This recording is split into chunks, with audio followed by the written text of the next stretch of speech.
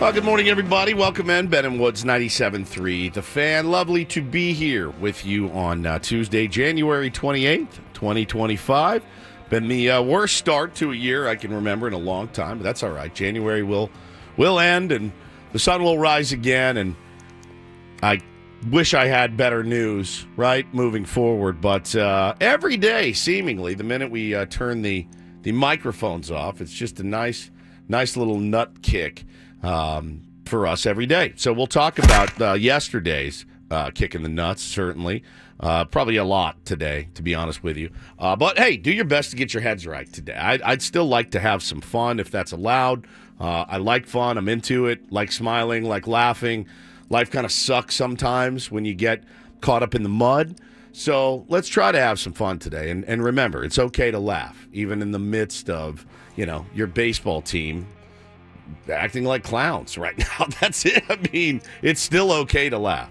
I'm Woodsy. That's Paul Reindl, the executive producer. Good morning, Paulie. Hey, how are you? Good. Ben's head is very big in the stream. Very, very big. I don't know if it's in the stream or if that's just his head, as it were. Ben Higgins, your friendly neighborhood sports anchor in his giant dome. Good morning. Good morning. What is it? He looks normal to me. Does he? Yeah. We look like pinheads right now. My head's always a little larger than yours, just because of the physically large size of my head. It should look a little larger. I could sit way back here, and then that's better, my actually. Head would be smaller. That's I can't better. Quite reach the microphone, but you want me to be able to talk in the microphone. We got a guy watching, Armand. It's a great name, by the way. He's watching from Cologne, Germany. Ooh. Great. Oh, great. Good morning. That's amazing. Germany. If I'm in Germany, I'll just say this. If I'm in Germany, I'm not watching Ben and Woods. I'm going to England in July. I'm not watching Ben and Woods when I'm in England. It's so easy, though. You can watch it in the afternoon, Deutsch Fryer. Maybe have a Hefeweizen or something while you enjoy the show. It's an afternoon show. I have a feeling Deutsch Fryer is going to come here, and I'm going to have to ask for batting practice passes and get him a room and get him laid and do all those things. So, hey, I'm glad you're watching Deutsch Fryer. That's pretty cool. Ben and Woods worldwide here on the program. How was everyone's evening last night? Normal? Did you watch any sports? Because I did not. We tried a new bit last night. I'll tell you guys about it in a second. But normal, low-key, what'd you do? You worked. What is the new bit, like a meatless Monday? No. A sportsless Monday? No. I worked. I watched some basketball, a little bit of the Lakers game, the Duke game, and the Clippers game last night. A lot of basketball. Sounds like torture to me to watch those three games. It's absolutely torture. Paulie, what about you? No sports. No sports. What did we watch yesterday? Watched a series on, I think it's on Hulu, Dark Side of Comedy. Saw that. I've been meaning to get to it. It's a couple years old. I think I'd seen at least some episodes in the past, and I was like, check in on this again. Yeah. And I watched 2 episodes. Watched one on Artie Lang and Chris Farley. Oh. And it's not about all the funny, fun sketches. It's the dark side. It's the dark side. It's the the dark drugs, side, yeah. It's the trauma. It's the depression. Yeah. And I watched 2 episodes. I'm like, I think I'm good. Yeah, that's one of those where, we can probably stop after you this. want to watch it, but you also know, it's like eating a whole gallon of ice cream. Like, this is kick-ass, and this tastes delicious. I'm going to hate myself when I'm done, and I'm going to feel bad about myself. When I watch the dark side of fame, the dark side of wrestling, the dark side of comedy, I don't feel great. It's not one of those where I watch, I go, man, I feel so much better about my life. No, it just makes me sad, because those are 2 dudes. I made it 2 episodes, and I'm like, I can't do any more. Those are 2 dudes I love. Yeah. I mean, I adore Artie Lang, and I adore Chris Farley. And when Chris Farley died, I lived in Chicago at the time. I wept. He died down the street from me in the John Hancock building. I died. It's Herbie Hancock. It's Herbie Hancock. I wept when he passed away. So yeah, those are tough watches. Well, we tried last night in the Woods household. You go through this thing as parents where you're like, all right, our kids are zoning out on the television. So let's kill the TV and let's call it Creative Monday. Let's just be creative, right? And so whether it's playing music, which Taylor and Bo and Taylor jammed. Hannah has no musical abilities or inclinations. So we jammed for a while, and that was fun. And then we went to the kitchen table and Bo is writing a new book. Oh, really? Yeah, he's already Sequel on, or something else something entirely? totally different. Okay. Yeah, He got a publishing deal. I think genre. he's bucking for a publishing deal, but this is after the Crazy Boy, yeah, right? it's after the Crazy Boy. So he's feeling it, right? Like he's feeling the inspiration is there. And I've been there before. Like, man, I can't turn this spigot off. This is great. And then you'll go, I don't know, 17, 18 months without having a good idea. So we tried last night, and Taylor was coloring, and Hannah was coloring and drawing, and I was playing music at the table, and Bo was writing his new book.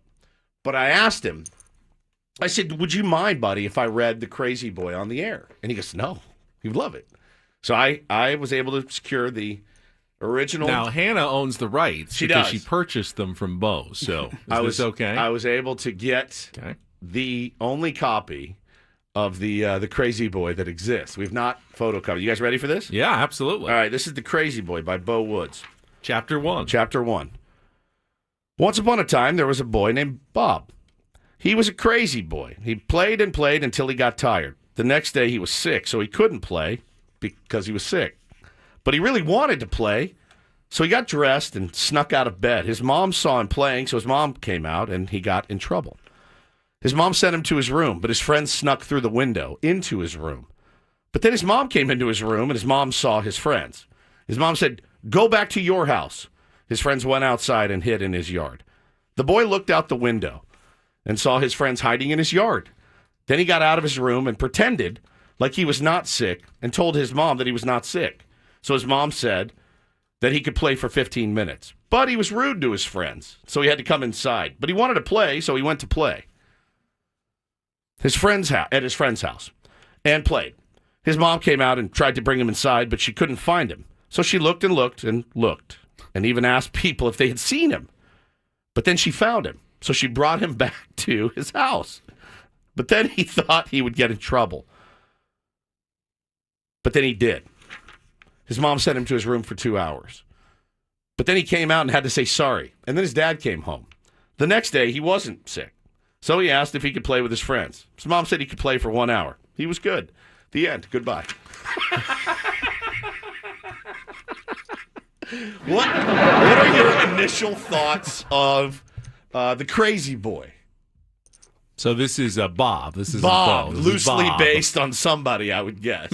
Sounds like a San Diego Union Tribune bestseller. Yeah, I don't right. know that it's quite New York Times bestseller. Okay.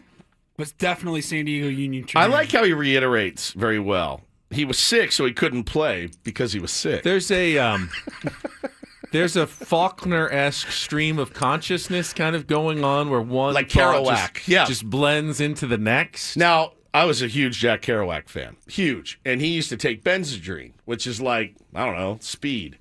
And he would just sit at his typewriter and just do stream of consciousness for like 2 days straight. And I feel like, now Bo doesn't take Benzedrine, as far as I know. He's not taking, Benzedrine tabs and firing this stuff off. But he is feeling creative. And I did love that he wrote it out longhand. He told me yesterday when I picked him up for school, he goes, I wish I had a typer. And I go, what is a typer? He goes, like a typer. I wish I could type it out. I go, oh, like a computer. And he goes, yeah, but like a typer. I said, yeah, we'll figure something out. But I mean, I'm going to encourage this. He probably has no idea what an actual typewriter is. No chance. So I mean, I thought it was pretty good for your first book. I mean, I don't want to psychoanalyze here because this is a work of fiction, but yeah, totally fiction. As a parent reading this, is there any concern on your part that perhaps your child is too obsessed with thinking about getting in trouble all the time? There was a lot of that's kind of the theme, I would say. He's a worrywart, and I love that about the story him. arc. You know what? He's a worrywart, and I do love that about him. The other one, I'm already putting bail money aside. Like, just so you know, there's bail money in an account for when that one turns 14. We caught him tagging under the overpass. All right, I'm on my way down. We breaking into somebody's car. All right, I'm on my way down. Bo is so terrified of getting in trouble that his first novel is all about getting in trouble and just wanting to play.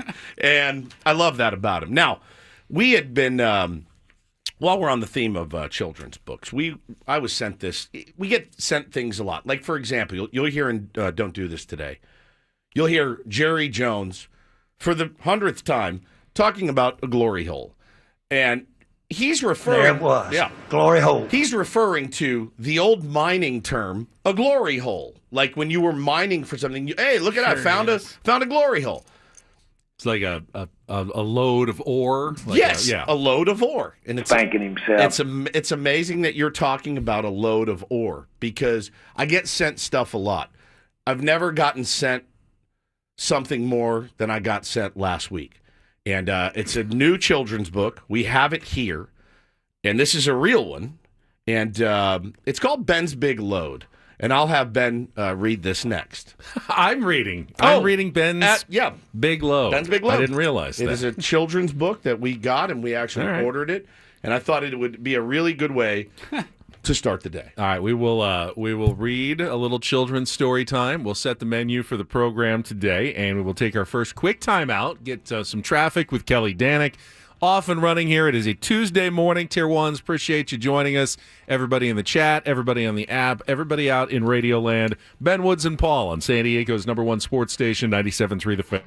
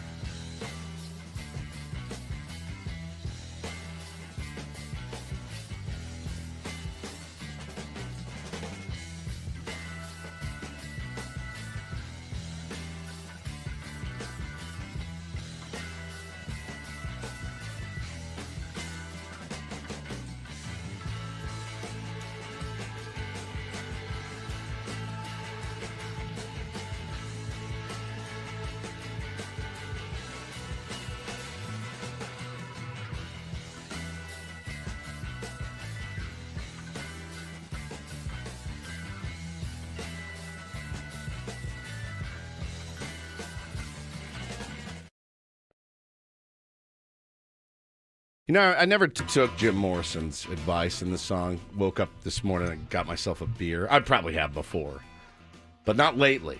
But a beer sounds really, really good right now. An ice-cold Pilsner. Just a Budweiser heavy. Morning drinking, you don't go with a mimosa. No, never been a big something mimosa a little guy. more Bloody Mary. No, never liked tomato juice and celery and shrimp and stuff in my drinks. I'm good. Giant slabs of bacon. I'm fine. Jerky. Yeah, beef jerky hanging out of it. We marinated 14 shrimp and we have them on a stick. I've seen and it's in your places where they'll drink. put like a Yes! slider, like a slider. grilled cheese sandwich. I've totally never gotten the Bloody Mary thing myself either. Here's a cannoli. It's stuck inside. Enjoy your Bloody Mary, man. Like one ice cold beer sounds really, really good right now. Would probably loosen us up a little bit. Fair enough. You seem a little too happy, which worries me about what's about to happen here. I got this. It's just a book. It's just a children's book. Some lady was reading it online, and she was laughing about it. And look, if it was Mike's Big Load, I wouldn't have gotten it. But the name of the story is Ben's Big Load, and describe it's a guy on the front. He's got a dump truck, and it's full of Stuff. Looks like ice. Like it looks like big blocks of ice. Yeah. So Rocks? Rocks, yeah, big rocks. White rocks of some sort. White rocks of some sort. So they, I said, Paulie, grab this from Amazon, and we took it out of the show fund, and I feel like it's good, and we're on the topic of children's books anyway. Shall I read this like a teacher where I'm showing Yeah, the like class? you're showing the That's class. probably a The good idea. pictures. Ben's Big White Load, rocks, big rocks of cocaine. Kinsey maybe. Mazing. Kinsey Mazing wrote it. This is Ben. He's been carrying around a huge load for weeks. That's true. He needs to drop his load soon before it starts to leak. Yep. No matter how hard he tries, he can't seem to let it go. He wishes he could just release it and watch his huge load flow. Out of the back of the truck, I imagine. He tried to drop his load off at Susie's place last week, but when he brought it by, she said, "Not here, your load reeks." Oh, it's smelly rocks. His load is overbearing. He's filled up to the brim. He needs to dump his load soon, or it might be the end of him. His Poor friends can tell he's hurting. They see that something is wrong. They ask Ben about his load and why he's been waiting so long. Yeah, you can't just carry it around. I have nowhere to dump it, he says. Every place I try says no. Do you guys have any suggestions? Where do you let your loads go? I just release it any place and any time. I don't care where I release my load. That's Is that right. really a crime? I just released my load at my ex-wife's last night. She's always down to take it as long as I get out of her sight. That is. I release my load at All right. Jim. That's what? Jim's. Okay. Not the gym. No. No, he can take quite a fill. Maybe you could ask him. He lives right up the hill. Ben decides to try it. What does he have to lose? Anyway. Are we done? I can't go on. Paulie, I can't go on. All right. I'm pouring sweat. How did this book get published is what I want to know. Is there a climax to the plot here? What a word to choose there in that spot for you, Paul Reindl. What a word. I think it's appropriate. Well, in the end, he does find somewhere to Dump it. take care of his dump truck full of whatever it's full It's of. rocks. Yeah, rocks. Big White, rocks. Big rocks. There's a few. This is a real book, by the way. I'm holding. There's a few others in here if you would like to. Same author. Same author. Martha's Field needs plowed. The land of the beavers. How to clean your beaver, and it's a picture of a beaver, like in a real beaver. And then who will eat my cookie? And she's holding up a platter Chocolate chip cookie. full of cookies. When I get uncomfortable, you know it's bad. You know it's bad. There perhaps is some intentional double entendre at work here. Here's the other to thing. entertain adults as Here's well the as other thing. children. How the F did I miss that for me? Like I could get 10 of those done today and take on Kinsey Mazing as the next great author, children's author. Yeah, Land of the Beaver, my personal favorite. How to clean your beaver, as if you own a beaver and then you need help cleaning it. So that was everything I thought it would be. Which one did you like better? Did you like the Crazy Boy or Ben's Big Load better? Kind of like the Crazy Boy. I like the Crazy Boy better myself. Does anyone smell something burning? I do, here? actually. I do. There's something burning here, which is Not good. That's never a good sign in a radio station. There's something on It's fire. definitely something. Is there a heater in here? That's what it smells like. I mean, maybe someone flipped on the heater not for the warm, first time in though. years, Is and it it's warm? just kind of cooking off the dust. I've got a sweatshirt on and I'm still cold. It's not hot. I mean, but, but something's there's burning. definitely a burning sound. Well, maybe one of you goes and gets the engineer while I set the menu for the program today. Carlos said Ben is in heat. It's kind of an electronic burning smell. This is, maybe. I'm sure this is a great omen. Remember when we had the roach in here? We ripped off we went That's true. 26-3 or something with the rally roach. But I don't think, I certainly don't want a fire in here, and I don't want to joke about fires at all, and I don't want there to anything to burn in here. I don't No, it definitely smells smoke. Yeah. some sort of burning. Yeah. Well, okay. Well, here's on the. If we actually get to the show today and remain on the air and functional, we will talk about the latest. Still just rumors involving the San Diego Padres, and I do tend to. Take where these there's smoke. Yeah, but there's been smoke on all kinds of rumors the last few weeks, and nothing has come to pass on any of these trade talks. The latest nothing yet. mentioned by Ken Rosenthal yesterday is that A.J. Preller has been discussing Michael King in trade talks with teams.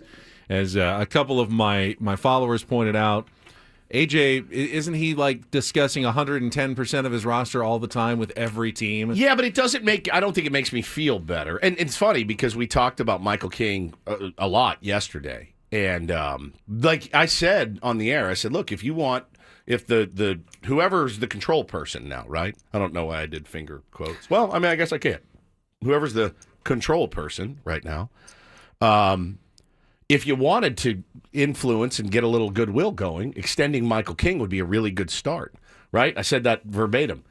Door shut, walked out, got in my car. Michael King, rumored to be traded. I'm like, okay, so very, very cool. But that immediately puts you probably another 10 to 15 million over the luxury tax if you do that. Correct. If you end up extending him. So if you're trying if you trade no one else. If you trade no one else. So if you try to extend him, what is the corresponding move that you have to make? If you don't extend anybody, you're really okay at the moment. Right around the luxury tax level. But extending Jackson Merrill or Michael King, forces you then perhaps to make another move, which is something that I don't think a lot of fans want to see. You just have to trade away a player to save salary. To save salary. Which puts the Padres in a bit of a bind. But we'll discuss Michael King. Well, and they talked about it on MLB Network. We've got that audio for you guys as well. So I did, actually. I lied. I watched one other sporting event last night. I watched the last couple of innings of YouTube of the Lidom, the Dominican League Game 7 championship last night. It was electric. Unreal.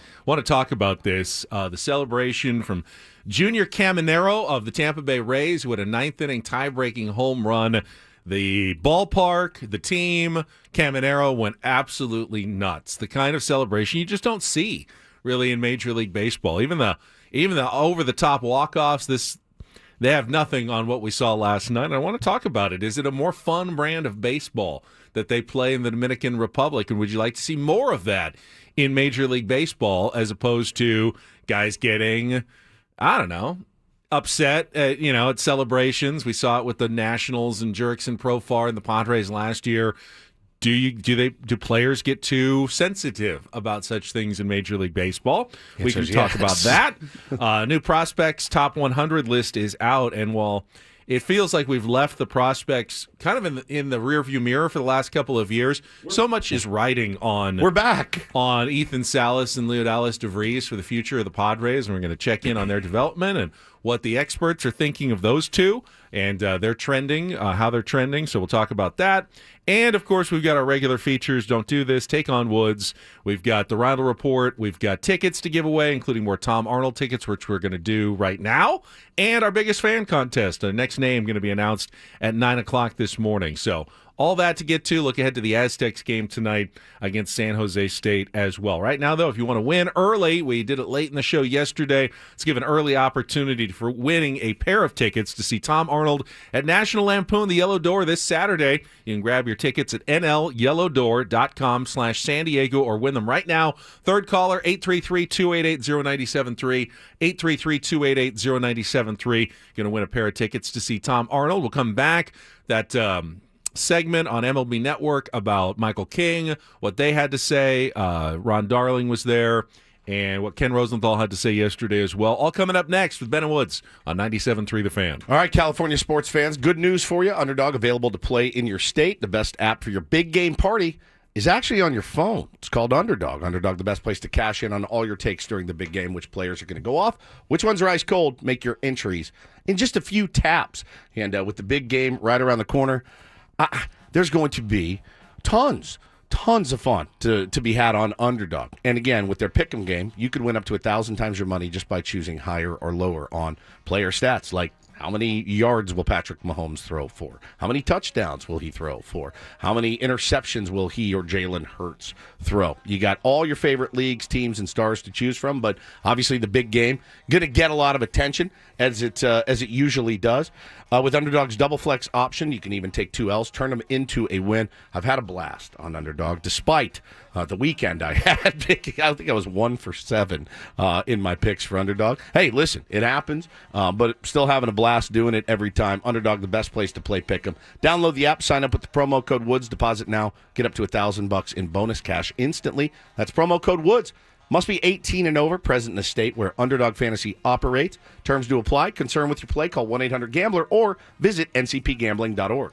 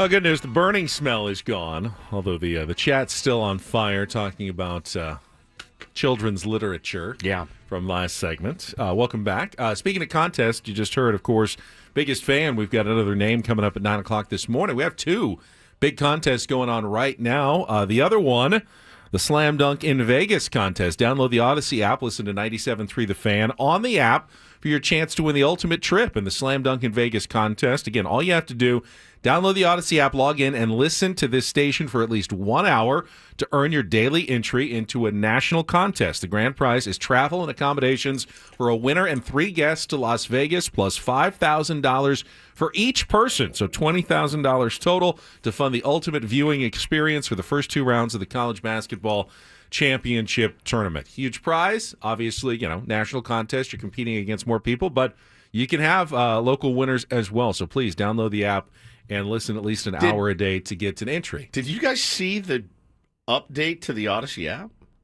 I have not. I did not see fancy it looks now. Really? Did we do a rebrand and nobody told us? Look at the Odyssey app.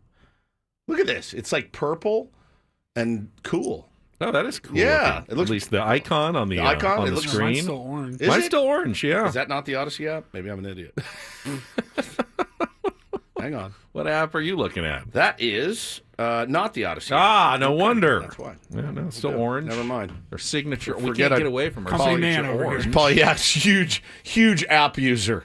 Huge on the Odyssey app. Well, you can't win the contest because you're an employee. Well, I thought they of did. Odyssey. I thought they did this cool rebrand. It was like purple. I'm like, I think I would have gotten an email about it. But listen, I digress. KG in the chat with one of the best comments I've ever seen. He said, "We are in the shaved head Britney phase of the Padres," and I could not agree more. We are absolutely in that phase right now, where every single day something comes out and you go, okay, how am I going to navigate this one today as a Padres fan? How do I feel today? And yesterday was another example of that as we left again, the Michael King rumors. And look, I think our show, Craig's show, I think every show in town has talked about, hey, if A.J. Preller is going to reload or revamp or whatever fancy word you want to use, these are the candidates that would get you the most back. And you list the guys like Robert Suarez, get you a decent haul. Dylan Cease would get you a decent haul. Michael King would get you a decent haul. Luis Ariz would get you a decent haul. And you're also in danger of losing all 4 of those players at the end of the season to free agency because none are correct signed to long-term contracts. Yeah, and so, but you did think, and we talked about it yesterday, we talked about the ARB hearings, and we said, well, why would you get ARB done for all your guys but one, Michael King? Michael King talked about it on the Corey Kluber podcast where he said, I think it might be, it's a scene where I've only been a starting pitcher for this long. So my expectation was here. Theirs was more market value here, and we're about $1 million off. He didn't seem super upset about it on the Corey Kluber podcast, but I don't know that Michael King gets super upset. Said, hey, this is the process. We're going to go through it. Then yesterday, it comes out, and it's MLB Trade Rumors that first reported it, that Michael King is being actively shopped. I know Josh Stein, who's the assistant GM, did a appearance over the weekend, and our beloved Michelle Geekster posted kind of some of his comments, and he said, yeah, I mean, Cease, King, Ariz, some of these guys are still in play, and we're talking about trading them. So it wasn't exactly... Now, had it said Fernando Tatis Jr., that would have stopped me in my tracks, right? That's one that you would say, oh, my God, what are we doing? But Michael King, I'm not saying I like it. I think it's a terrible idea. I think that's a guy that can win a Cy Young at some point. I think he's got that good of stuff. I think it's moronic if you trade Michael King. I won't be able to buy that, but it's not like it's the first time it's been mentioned. I have 2 thoughts, and they're a little bit counterintuitive to each other, but I'll start with this. What leads you to think they can extend Michael King? He's going to command $30 million a year if he has another year like he did last year. That's the going rate for a Cy Young caliber, like those are your words just now. Cy Young caliber pitcher, he's making $25 to $30 million a year. What on earth in the last 2 years with the Padres has told you that they can afford to extend him at that rate. So, And then B, if you only have all those 4 guys for 1 more year, why not go all in on this year? Why dump them and rebuild? I've never been the guy that's going to look 4 years down the road. It's just not how I'm wired. right. Well, listen. If you have them on your roster, let's try to win it this year. Look, Then see what happens. I think he does have the stuff to be but you have to have a bigger track record to net $30 million a year. You just do. Like, so if Michael King said, well, with the way that it's going right now, I'm happy there. I like being there. I'll sign a 3-year extension. Like 3 years plus this year.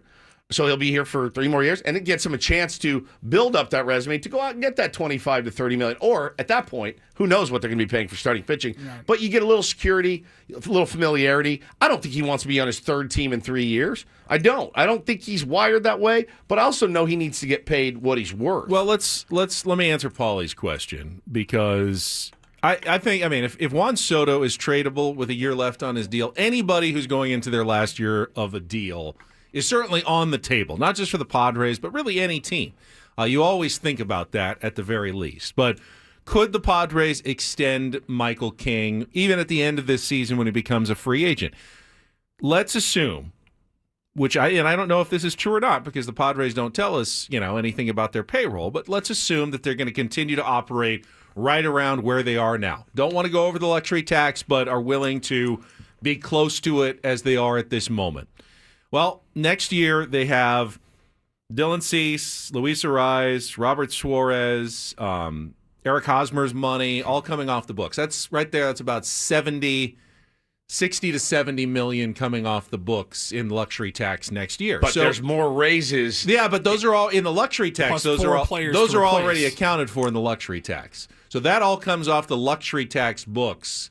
Next year. 4 players come off the books, but you have to replace them with other players. Correct, but if you wanted to allocate some of that money toward a Michael King extension, you could afford it next year and still stay under the luxury tax level. Now you might need to find a couple of other cheaper options to replace Arraez and Cease, but you could afford a big contract extension for Michael King starting next year and still stay under the luxury tax. So even if that's with Manny's money going up, but that's already accounted for in the luxury tax. Manny is getting 35 whatever against the luxury tax this year. Now he's not making that money this year; it goes up, but against the luxury tax, it counts this year. Tatis counts fully this year.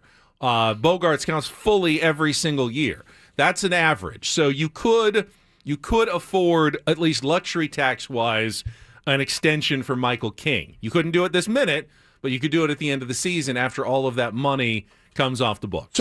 But then he's a free agent after the end of Correct. the season. So why trade Michael King right now? Let's listen to what they had to say yesterday on MLB Network. And this is the latest of A.J. Preller's genius. Michael King reportedly, I'm going to say something I've said, I feel like 30 times, is being dangled in trade talks. And the Padres are open for business. I don't know if people know that. A.J. Preller I can't sit on his hands and do nothing. So Michael King, who's entering the final year of arbitration, he'll be a free agent at the end of the season. You see his numbers. Why would you want to trade him? ERA under 3, all of those strikeouts. He was one of the best pitchers, not just in the National League, but in the sport this past season with the San Diego Padres in a very elite group. Sub-3 ERA with 200 more strikeouts. Only Chris Sale, Tarek Skubal, and Zach Wheeler among those. So here you have this great talent who looks like he's found a home. I've said that a couple times in his career with the Yankees, now with the Padres.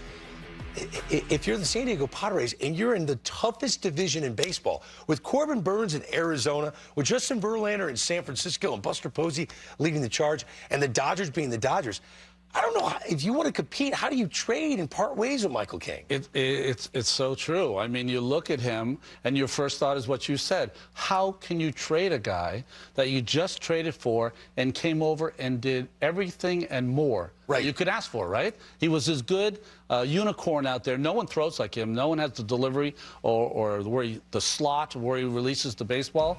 But I think when everyone's zigging, A.J. Preller is always zagging. And I think his thought here is that this kid had such an amazing year. What would he bring? with teams that are really needing a starter and a A1 starter. We They might need bring that. 4 or 5 players. Maybe that's a That's interesting. Yeah. Take advantage of the market because Roki Sasaki's gone. The teams that were in missed out on Roki Sasaki. Corbin Burns signed with the Diamondbacks. So the top 2 guys are gone.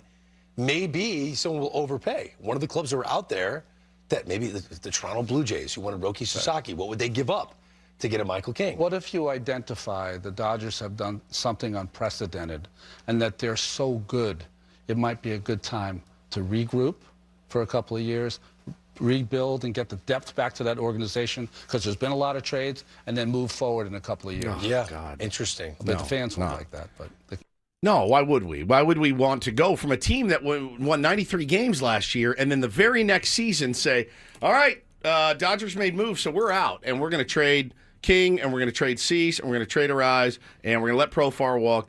That is the recipe for disaster if you're the San Diego Padres. All right, The absolute recipe. Let's talk about that because there's kind of some layers to that comment that Ron Darling made. We'll get to that right after a check of traffic here on 97.3 The Fan. From the 855 Get Ross Traffic Center, protecting San Diego after accidents or injury, here's Kelly Danick. Got a stalled vehicle northbound 5 near Dairy Mart Road. It's over to the right shoulder, very close to that slow lane, so take it extra carefully. Also, northbound side of the 805 before Plaza Boulevard, getting reports of a fender or some other large debris in that left lane. And westbound 52, right at the North 15 connector ramp, we're getting reports of some traffic cones that must have broke away from the pack. They're in lanes. I'm Kelly Danick with Ben and Wood, San Diego's #1 sports station, 97.3 The Fan.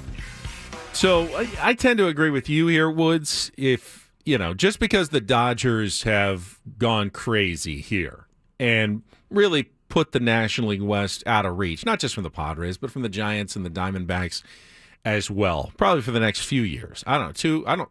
I don't think the Dodgers window is just the next 2 years. No. It's probably, another 5 or 6. You can't, At least. You can't just say, well, we can't even compete. So you're still going for a wild card. Do you get the sense that they're going to stop I after don't. this year? I don't get that sense at all. So, as you mentioned, Manny Machado is only going to be getting older. Xander Bogaerts is only going to be getting older. You do have young talent, Jackson Merrill. You have, hopefully, Ethan Salas and Leo Dallas DeVries. We'll talk about, the prospect rankings and how those guys are developing a little bit later. And you could have another window that kind of opens up or extends the current window later this decade.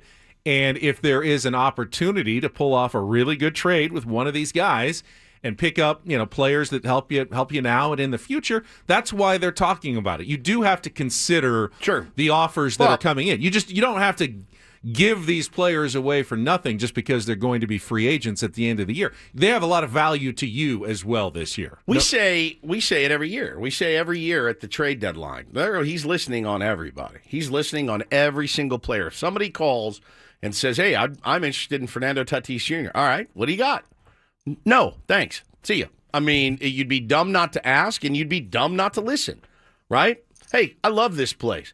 Somebody calls me and wants to talk to me about a huge offer, I'm listening. No offense, right? And I think everybody listening right now, no matter what you do for a living, you're going to listen. Doesn't mean you have to take it. Doesn't mean you have to really entertain it. But, yeah, I think he listens on everybody. But I'll tell you right now, if you're Michael King, are we not reading into the one thing that maybe we should? Michael King got taken to ARB, and he's like, yeah, if you want to trade me, trade me. Is that a possibility? You're not going to extend me. Look where you are as an organization right now. If you can get something for me, I'll go. Trade me. I mean, he has no choice in the matter. Right, so, right. It's not up to him at this point in his career. So how do you feel? I'm really interested, too. I would give almost anything to know what the group text, if there is one, between the guys, that are on this team and locked in on this team for many, many years to come. How are they feeling right now when they log on to their Twitter account or their Instagram accounts? Michael King on the block, Dylan Cease on the block, Luis Arise on the block. After the inspiring, and I mean inspiring run last year. I know the end sucked. It was terrible and uninspiring. 24 innings of scoreless baseball is pretty uninspiring. But to get to that point, Ben, the second half that they had after a pretty mediocre first half, That was inspiring baseball. That was fun. We all loved that. And Petco Park was slammed, and it was rocking, and everyone is Padres fever. What are those guys thinking today? Cool. Okay, there goes our leadoff hitter. There goes 2 horses in our rotation. And for who? What are we doing? Like, Well, I don't think they get caught up in speculation. They'll react if it actually happens. But you don't think they do? I don't think they're. I bet they're they going to do. get too worked up over think rumors they do. that are constantly See, swirling now around Alex, AJ Preller. Alex says the players don't care. He says they get paid, they don't care. I disagree. And the They reason care about winning. They yeah, absolutely the reason care about winning. The reason I know they care about winning is because I've talked to them about it, and I believe them when they say it, and they show it through their play sometimes, a lot of the time, and I know that has to stick in their craw last year how it ended, and to get that close, and then your company says, "Sorry, we're gonna."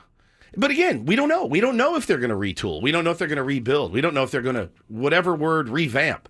All the rewords. Like, we don't know what they're going to do because nobody said anything. And there haven't been any moves. So we are left to speculate, A, who's calling the shots, B, what those shots are going to be, and C, how those players are feeling about it. It's you make the point that there hasn't been any moves. Correct. And there hasn't. There also hasn't been any Trades. moves to tear apart the team. They Only haven't losing guys, They haven't yeah. re-signed guys that were free agents, but there has not been one like active move to subtract from the team other than the natural course of free agency. Yeah. And teams don't always re-sign their own free agents. Usually the smart teams tend to not. It's funny, too, But- because I was talking to the Kluger about it the other day, and he goes, dude, think about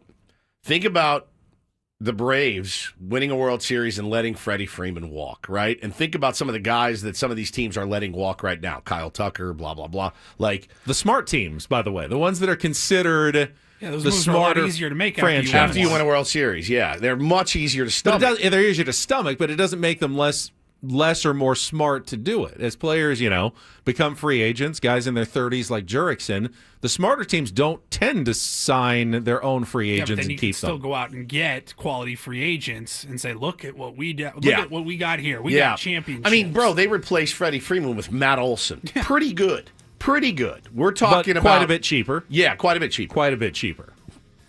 Yeah, I don't know. So, well, we'll see. If the Padres truly do start trading away guys for prospects, well, then that's a different conversation entirely. Hasn't happened yet. We're going to keep an eye on it very closely, though. All right, we'll come back. Hour number 2. We got Don't Do This and much more ahead. Ben and Woods on 97.3 The Fan.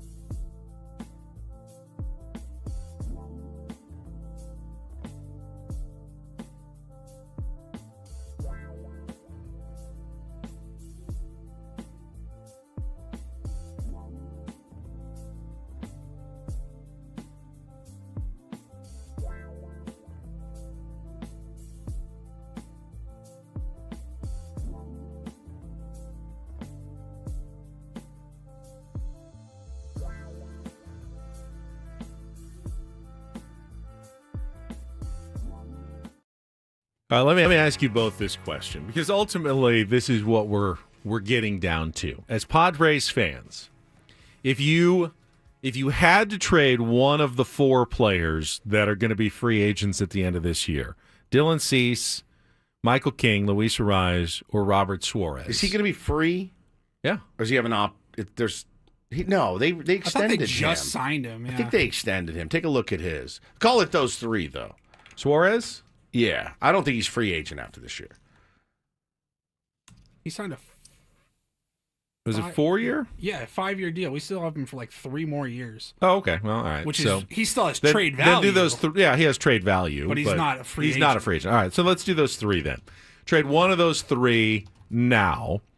Which one do you think gets you the best? Which one is the one that you feel like gets you the best return and you can most stomach losing at the same time? Like the combination of the 2. I think Ariz gets you the least return. Yep. I think King gets you the most return. Okay. But he's also, I think, the one that's the hardest to lose. I feel like the kind of the sweet spot guy to trade in the middle is Dylan Cease.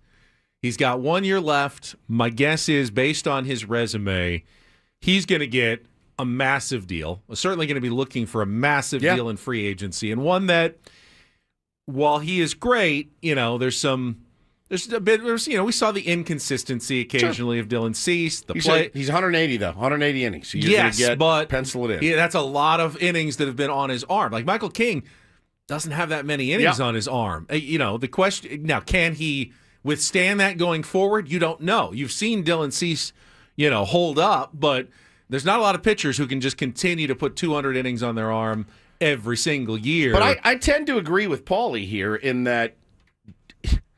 It's such an awful feeling to be in as a fan of like 193 games, got that close.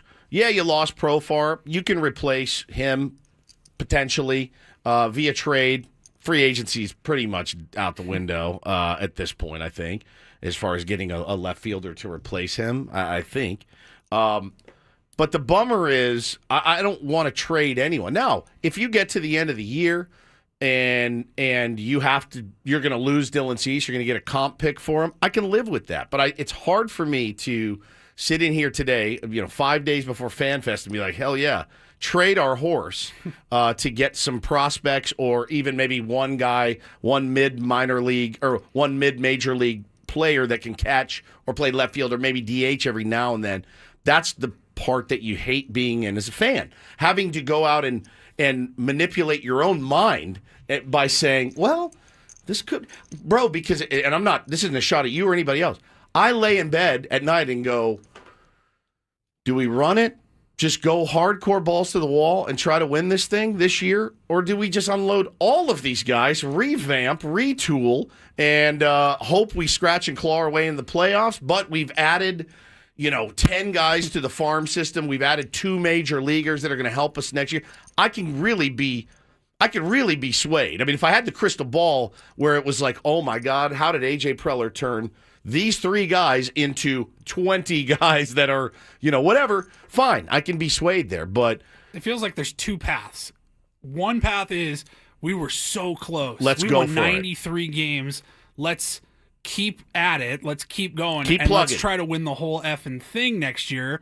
Or, well, that was our best effort. We gave it a shot. It didn't work out. Time to retool everything. yeah. And there probably is a third path that's somewhere in the middle. I just have no idea what that looks like right now. Yeah, I don't either. I mean, somebody's bringing up the Juan Soto trade. Go ask the Nationals about what they got back. They're pretty happy. Okay, yeah, Mackenzie Gore would look nice in this rotation. C.J. Abrams, okay. James Wood, yeah, bright future. Didn't do a ton last year. So, again, you're talking about a starting pitcher that you would have in your rotation, probably be your 4. Okay. I mean, it doesn't kill me. It doesn't gut me. Yeah, we didn't let Juan Soto end up getting you Michael King. Right, exactly.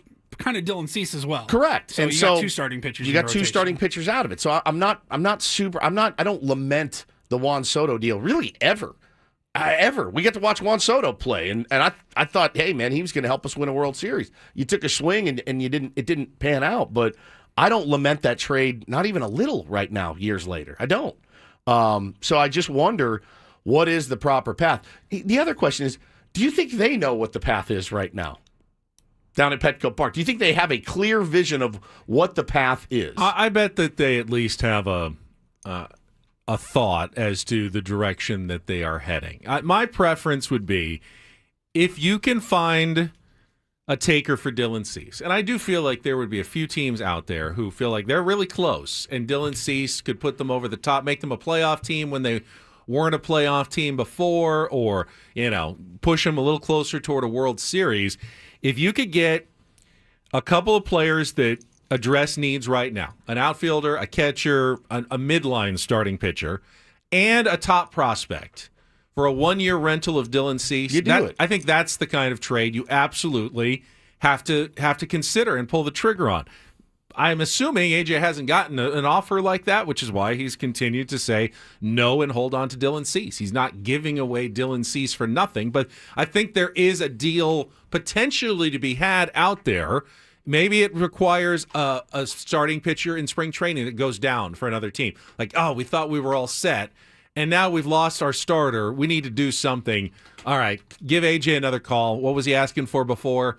I guess we have to pay it now. I mean, we could be looking at a scenario like that where they're waiting on a team to get a little more desperate and meet their asking price for a player like Dylan Cease.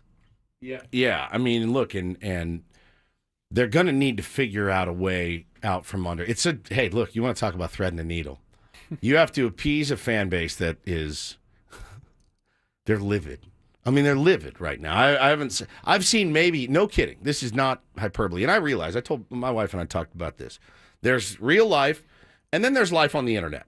And they're not the same, okay? But just telling you, you have a restaurant, these are the customers that are currently sitting in your restaurant. They're not happy. The service is slow. The food's not good right now.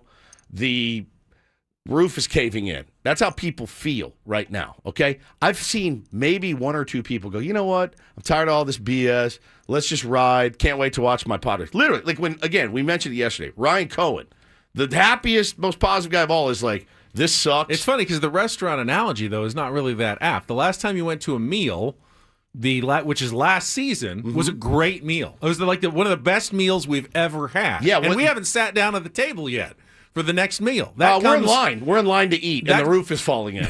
We are in line. By the way, reservations, we're you full. Don't like the smell coming out of the kitchen. Ben, the reservations are full, buddy. You don't like the smell coming out of the kitchen, but you haven't actually sat down at the table once you know why? yet since last season. The reservations are full. I can't get a table right now.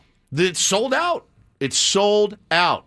But the roof's caving in, and you don't like the smell coming out of the kitchen, and they're understaffed. There's holes in the staff. And so, the fan base is insane right now. And I think for good reason, because we are actually sitting here going, which one of our guys that can help us win a World Series are we going to trade? Or maybe which two of our guys that can help us win a World Series are we going to trade to make this team more fiscally responsible and stable, and also maybe build up our farm system a little bit? It's a tough pill. I don't care about the fiscal responsibility. I care. Since when? I care about, in the long term, do you want your team to be bankrupt and having to, sell off assets? No. You have to have some fiscal responsibility. I care more about the team that they're putting on the field this year and whether they can make it a better overall group by making a trade, clearing some money, maybe signing someone to, getting a couple of trade pieces.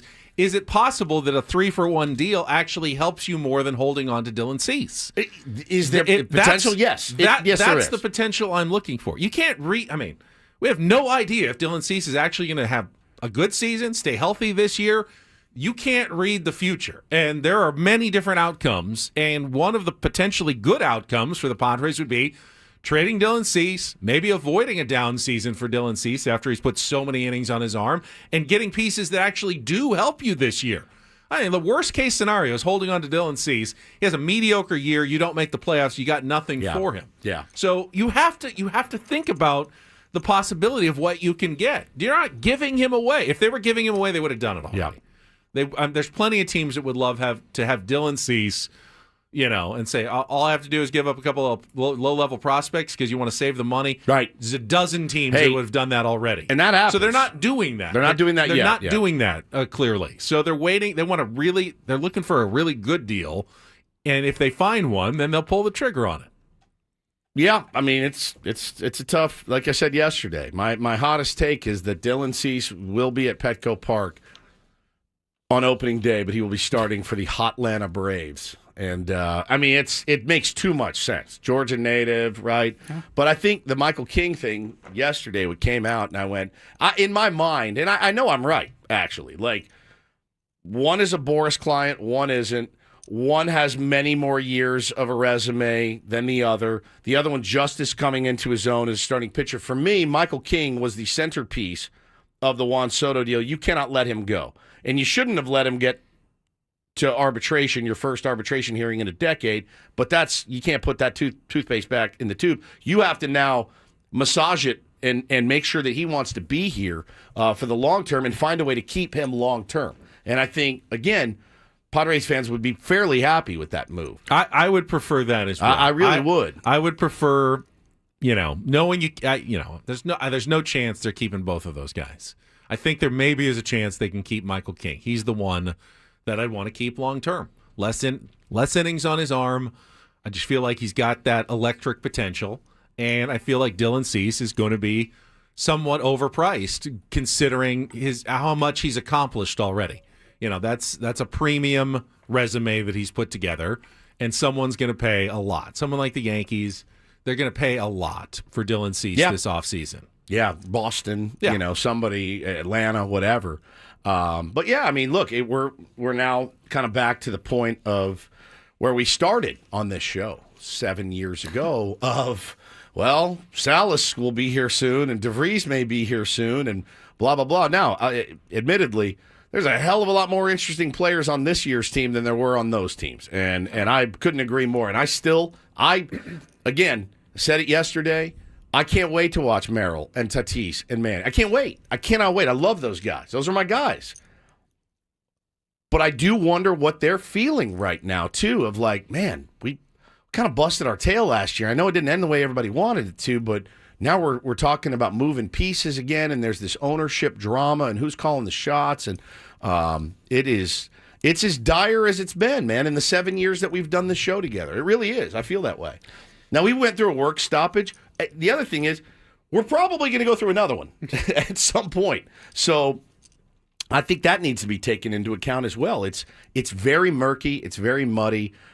I don't begrudge anybody the way they're feeling about it right now. Quickly, back to how this whole thing started. We talked about Robert Suarez. He does have the opt-out. Yeah, Craig texted me and said he can opt out. If he has another all-star season, he will opt out. He's opting out. He's going to go for an even bigger contract. The opt-out is 2 years, $16 million. I don't know that he opts in for that. Right. If he has another good season, he's gone after this year, But too. I do think he's the guy that's most easily replaceable. Yeah. Well, those four. I think it's fair enough to consider him a likely free agent at the end of the year. You're operating as though he's going to be have a free good agent. season, Ultimately, Woods, I know what you're saying, and I'm concerned, too. As a Padres fan, I'm concerned, but I'm also willing to at least give them a chance on the field this year. What choice do until we have, they lose, right? Until they're 15 games under 500, I'm not going to get overly upset. I'm going to give those players a chance to go out and still have a good season and maybe surprise some people. Will we? Okay, here's what I hate about sports media, and mark it down if you want to. What we can't do is if they go into spring training here in a few weeks and they keep Cease and they keep King and they keep Arise and they go out and they're 15 games under 500, we can't be like, see, told you should have traded those guys. We can't do it. We can't do it. We have to pick a side in a lane and stay in it. And I don't know which lane I'm picking. That's my problem, is I'm very unsure what the right lane is to go. I think they should probably trade Cease, keep Arise and King, and see if you can put the best team possible on the field with that combination, with what you can get. Trade Cease. That's my lane for now. All right, we will come back. We haven't really talked about the craziness in Dallas, the fact that Jerry Jones hired Brian Schottenheimer as his head coach, and Jerry is really showing his the senility, I think, at Yeah. this point. So we'll get to that and Are don't do we this. in a position to criticize anybody's ownership at this point? Or Yeah, I think that the Dallas They're Cowboys always- are always an fair easy game. target, They really that's are. fair. First, though, I'll tell you about Prize Picks. The big game pick. It's a free pick. It's already live. You can start putting together your daily fantasy sports lineups for the big game. Week from Sunday, Patrick Mahomes, 1/2 of 1 passing yard. That is one entry you can put into a lineup between 2 and 6 players for the big game for any sports. On daily fantasy sports at Prize Picks, there are millions of users who are having fun every day. Here are some of the other big game options. Saquon Barkley, more or less than 112.5 rushing yards. Jalen Hurts, more or less than 215.5 passing yards. Travis Kelce, more or less than 62.5 receiving yards. Those are some big game options for you when you're doing Prize Picks. The more you put together, the more you can win. Or keep it small. Keep it a two-person lineup with a free square. You can win money like that as well. There's so many different ways to play with Prize Picks. The one thing you definitely should do when you download the app and sign up, use the code KWFN. You'll get $50 instantly when you play your first $5 lineup. So all that free play at the beginning when you use code KWFN and put together your first $5 lineup. Easy to play. It's quick. It only takes about seconds to download and set your lineups. It just adds to the enjoyment and fun playing, watching and playing while you're watching your sports. And you can win up to 1,000 times your money now on Prize Picks. So again, check out the special squares for the big game coming up and run your game on Prize Picks. Must be present in certain states. Visit prizepicks.com for details.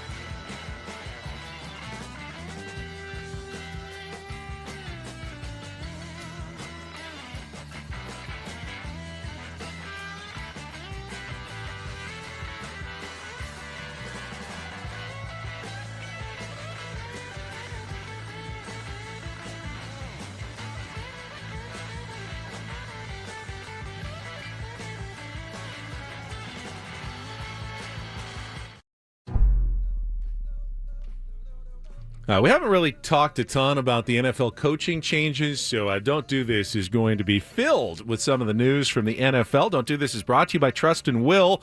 Don't leave your entire estate, house, kids, and life savings up to chance if and when you die.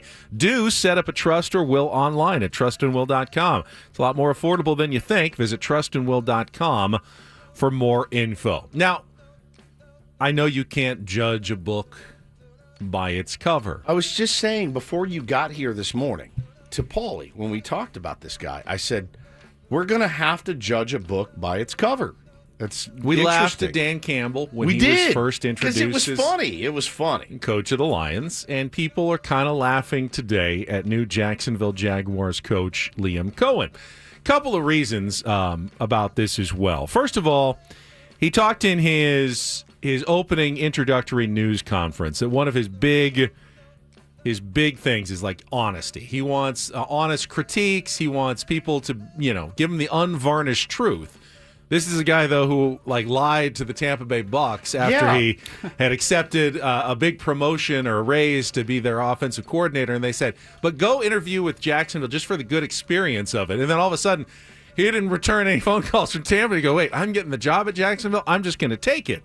But what everyone was kind of laughing about was just his somewhat odd behavior at the news conference. I guess Jacksonville's in Duval County, so he was trying to ingratiate himself to his new community. Duval. Oh. It just doesn't seem... Duval. It's very unsettling. It's so unsettling that I watched it 150 times. I don't know what it is about. What is it? Is it the head movement? Yeah, he kind of, the eyebrow raise. Kind of like a, hey, what's up? Yeah. Hey, Duval. Play it again. Duval. Kez says, is that AI? Yeah, I literally Paulie thought the same thing. I thought it was one of those apps, like a deep fake. Because I also didn't know it's the sway. I didn't know that Liam Cohen existed before yesterday. I didn't know that the Jaguars made a new head coaching hire. Very forgettable hire, right? Yeah. And I literally thought this was like a deep fake. He looks more like a character in The Office. He does. Than a head coach. But, Mike McDaniel's kind of... he looked a little weird, too. All right. So, look, this isn't a huge jump for me to say, I don't think this guy's going to work out for the Jags. It's the Jags. But I look at him... Because Dan Campbell was up there acting like a lunatic, but I would run through a wall for that guy. He looked the part. He looked the part. This guy, he doesn't... Who was the other... He doesn't look like a leader of men, per se. Didn't the Jaguars also have a coaching hire, his first press conference, or was it the Jets? The Jets, Adam Gase. Adam Gase, yep. And then who was the other one that was doing the fingers, remember that guy? I don't remember that. He was meeting a player for the first time. He's he was talking like Matthew McConaughey. Hey, you gonna get in there and you'll kick some ass, man. It's so weird. It's very odd. It's just he's just an odd. It's an odd guy. Pete Carroll is a little odd. He's he had great, his, but though. we kind of like his brand of oddness, and he had his introductory news conference with the Raiders yesterday. Drew said Yosemite Sam. He does. I don't know. This guy. He weirds me out. I'll just say it. It weirded me out when I saw this yesterday. What was the name of the actor in The Godfather? Godfather Part 2. That's Robert. It's your cue, Paul. That was your cue. That's all right. I was trying to figure out something else here. I'm getting ready for our next story. This actress, she died last year. There it is. Shelley Duval. Was the golfer, remember Tiger Woods? He had the sunglasses. He was number one in the word. David Duval. It creeped me out, man. It really, really did. I'm still not convinced that it's not AI. It's not.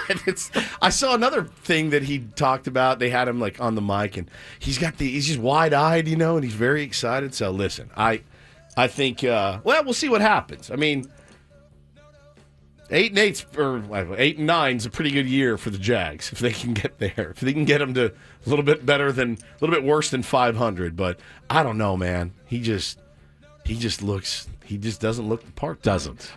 This Jonathan guy, Gannon, that was the name. Look him up. Jonathan Gannon, Arizona Cardinals. Yeah, he was the one that had the weirdest introductory. He was meeting guys for the first time. He's like, "You're going to be off into the solar system. It was so bizarre. You got to, when you're at your your introduction, you have to do less. You have to do less. You can't be the main character. And I know you're the head coach, but you just can't be the guy that they're talking about. Yeah, it's really a fine line. You can't be too boring, but you also can't be too interesting. It's very, very interesting, man. Very, very interesting stuff. Now, listen, as an owner, Jerry Jones looks the part, right? Like, you think owner, you think Jerry Jones. Like if you're casting TV owner. football team owner, that's it. Jerry Jones is your prototype. That's your guy. But he had a little... Well, they did their press conference with Brian Schottenheimer yesterday. Brian Schottenheimer actually came off pretty well in his opening presser with the Dallas Cowboys. Stephen Jones did not, and Jerry Jones did not. But they grabbed Jerry after, and they wanted to talk to him. And he invoked his favorite phrase, and I'll never, ever get tired of him saying it. There's a very low percentage of this that is smiles and glory holes. Oh. Very low percentage. There's a very low percentage of this, meaning the game of football and the hiring process, that is smiles and glory holes. There's a very low percentage of this that is smiles and glory holes. No. Very low percentage. Someone has told him, "Hey, bud, dad, or grandpa, you know the other meaning for that word, right? Like, do you know what you're doing?" I don't know. Can anyone There actually... it was. Glory hole. Can anyone talk to Jerry? He just seems so out of touch now. I would think that his son would go, "Dad, you can't keep talking about glory holes." Yeah, he's an oil man. I get it. I know exactly where it comes from. But based on the fact that there's another definition that is much more widely known, for those of us that aren't in the oil and gas business, as Jerry Jones was, you need to find a new phrase. Honey hole is better. Are you asleep? No, I'm just What are you doing? I'm looking up the quote, because when Jerry announced Brian Schottenheimer as his new coach, it was weird. It was weird. You know, Brian Schottenheimer's always been known as a career assistant, but now he's not anymore. He's now the head coach of the Dallas Cowboys. And then he goes into a big diatribe about himself. Yeah, I didn't get it. I mean, you probably want to downplay the fact that you just hired someone with no experience whatsoever. He's like, y'all telling me I don't take risks. I just hired a guy with zero head coaching experience. Zero. And I mean zero. None. A glory hole full. The glory hole's empty of coaching experience. And it's like, all right. I mean, look, they're never boring. They're like the Padres. He learned at the knee of his dad, the worst playoff coach in the history of the National Football League. Sorry, rest in peace, Marty Schottenheimer. But he's taking shrapnel. Shout out to his family, but yeah, he just shout out to his family. He kills me, man. Jerry just kills me. Finally, a little do this. DD mega doo-doo. Talked last week about how the Bills Mafia responded on the Mark Andrews drop by raising money for his favorite charity, the T1D Foundation. Well, now the Ravens fans are doing suit. Ravens Flock, as they're called, has started a GoFundMe to raise money for Dalton Kincaid's charities after his drop, or, non-catch at least, in the AFC Championship game on the fourth down heave by Josh Allen. Fans, trying to do good by other fans is definitely something that you like to see at the very much. And the Summit Center for Autism is a charity that Dalton Kincaid has worked closely in the past. So Ravens fans are going to return the favor and try to raise money to help kids with autism. If Mookie Betts drops a ball in the playoffs and the Padres win, I'm not donating to his charity, by the way. I'm not. So you know. Should Dodgers fans have donated to Aaron Judge's favorite charity? They may have, actually. Yeah, maybe, actually. If Dodger fans are listening, could you donate to the San Diego Padres? Because we are desperately in need of some money. ASAP. By the way, the Michael King Fund, as it were. Bills Mafia, over $140,000 raised now. It's insane. Which is pretty cool. That's great. Good for them. We talked about that catch a lot yesterday. Yeah. I've changed my tune. I saw another angle on Instagram. Somebody from the top upper level posted a video. Bro, there wasn't a defender within 20 yards of Kincaid. Really? He had nothing but space. He made no adjustment. That ball should have been caught. Wonder if he did he not realize it was coming to him till the last second? By the time any of the defenders realized what was going on, he had 15 to 20 yards around him, like just a radius. There was But nothing... it wasn't like it was on, Yeah, it was I know. timed He or left anything. his feet, Yeah. he had to leave his feet. But again, Paulie says he didn't make the adjustment to get to the ball quicker. But hey, man, listen. Bunch of fat guys sitting on their couch watching, criticizing Dalton Kincaid in freezing cold temperatures, the biggest play of his life. And that's Don't and Do This for a Tuesday. That was Don't Do This with Ben and Woods on 97.3 The Fan. It's the off season, but there was some electric baseball last night. 100%. And I caught the last couple of innings. A lot of people who were watching, actually, the Dominican Winter League Game 7 championship. And we're going to talk about it when we come back with Ben and Woods on 97.3 The Fan. Well, listen up, guys. If you have joint pain, I get it because I was there too. It starts as a nuisance. You just kind of wear it. You put up with it. Then it starts to impact everything in your life, walking, climbing stairs. For me, the defining moment is when I went to pick up at the time, I think he was 2 years old at the time, my son Taylor. And I could not lift that kid up to my waist. And I went, all right, I got to do something now. These carpal tunnel braces that I'm wearing, the tape that I'm using on my wrist, they're not getting the job done. So I went into QC Kinetics and made the call, and it's been a life changer for me. I'm back to doing all the things I love to do, playing baseball, playing guitar, picking up my kids, all the things I love to do, and that's 100% thank you to QC Kinetics. So their regenerative treatments sweeping the nation. Tens of thousands of QC Kinetics patients would tell you, don't wait. Make the call today. Talk to the local medical professionals if you've got pain in your knees, hips, shoulder, back, your hands as well. They're incredible at what they do. Their new orthobiologic cellular therapies, including PRP treatments, can revitalize your joints without going under the knife. They're not giving you a bunch of pills and stuff like that either. It's really a simple process. So all you have to do is call them today. They got 2 locations, one in Torrey Hills, one in Hillcrest. Get a free consultation, 619-614-PAIN, 619-614-PAIN. It's QC Kinetics, 619-614-PAIN. Let them know. Woodsy from 97.3 The Fan sent you, please.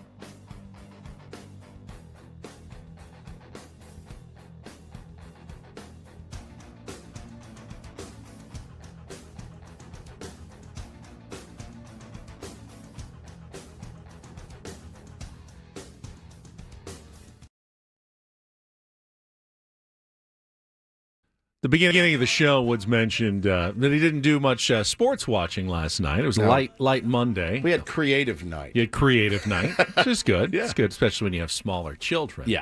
But I did happen to notice, and thank you to Sam Levitt, tweeted out the link.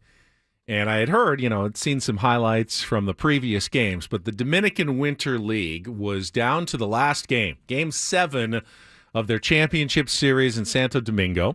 It was Albert Pujols' team, the one he's managing, Leones de Escogido, taking on the two-time defending champions Tigres del Licey in the final game. And I picked it up. It was 5-5 in the 8th inning on YouTube.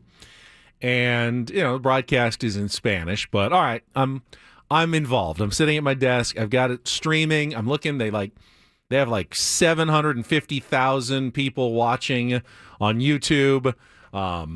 And the stadium looks electric there in the Dominican Republic. The YouTube stream, like our chat, we get a couple of comments every minute or so.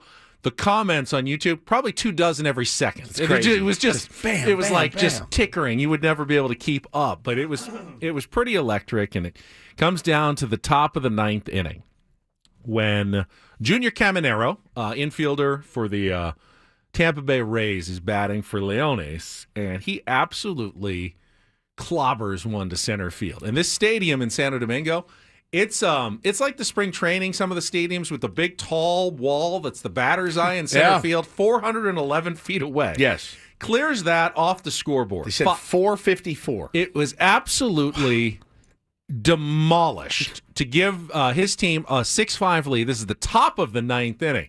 But as he's rounding the bases, it's like a walk-off home run. I mean, he stops at first base. There's like high 20 fives. seconds just to get to first. Just to first. He's hugging, getting all into it. Hugs, high fives. The stadium's going crazy. The fans in red, at least, are going absolutely nuts. Still at first base. Finally starts, and he's jumping up and down between first and second.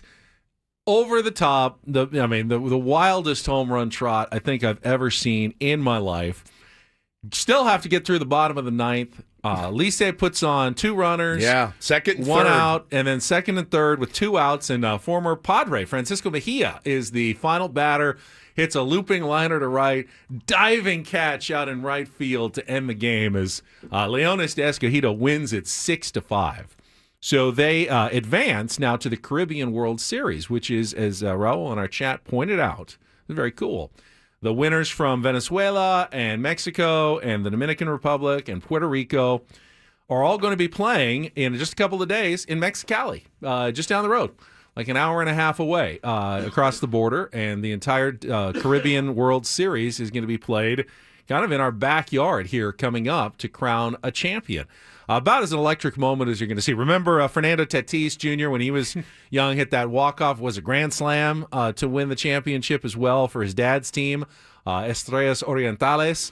But this was something that I'm definitely glad I saw live and will remember for a long time. Yeah, it's a different game there. It's a religious experience for these players and for these families and for these fans. And man, I saw a great tweet last night. 55 seconds it took him to round the bases. I just counted from bat to ball to crossing home plate, 55 seconds. Yeah, there's a great tweet last night from Deacon, and it said, America, there are different cultures in baseball. Just a reminder, when you continue to judge players and call them peacocks and classless. Remember Ken Rosenthal called Fernando Tatis Jr. the dancing peacock last year in the playoffs. And where is Fernando Tatis Jr. from?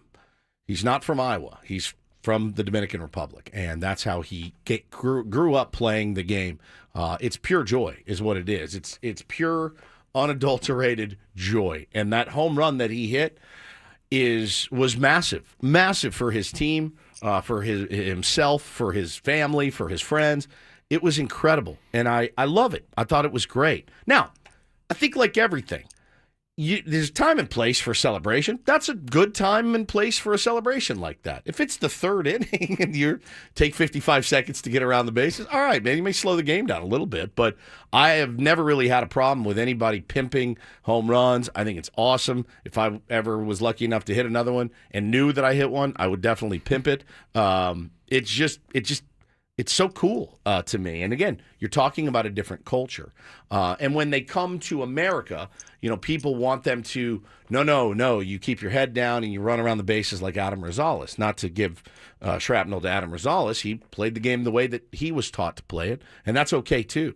But you can't call these guys names and say that they're classless. I didn't see any disrespecting of the game. I just saw pure joy. That was just a pure joy moment. But had that occurred in a Major League Baseball next game, guy's wearing one. Yeah, you feel like there's going to be a retaliation, either right away or the next time Junior Camanero's at the plate.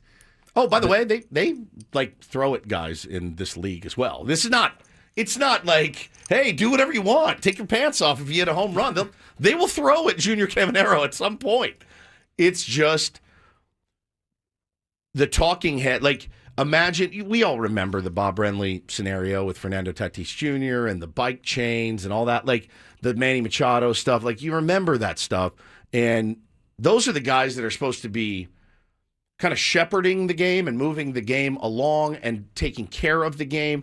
And when guys are calling baseball games that don't like modern baseball, it's always a tough look. So I thought it was awesome, man. I really did. And I think in moments like that, celebrate your ass off because it's huge. Well, I've got a soft spot for Junior Caminero. Yeah, if me you too. remember, he wears number 13 because Manny Machado was his idol. Yep. Got to exchange jerseys with Manny last season when they were playing the Rays, which was a really cool moment. And I was really excited and happy to see it.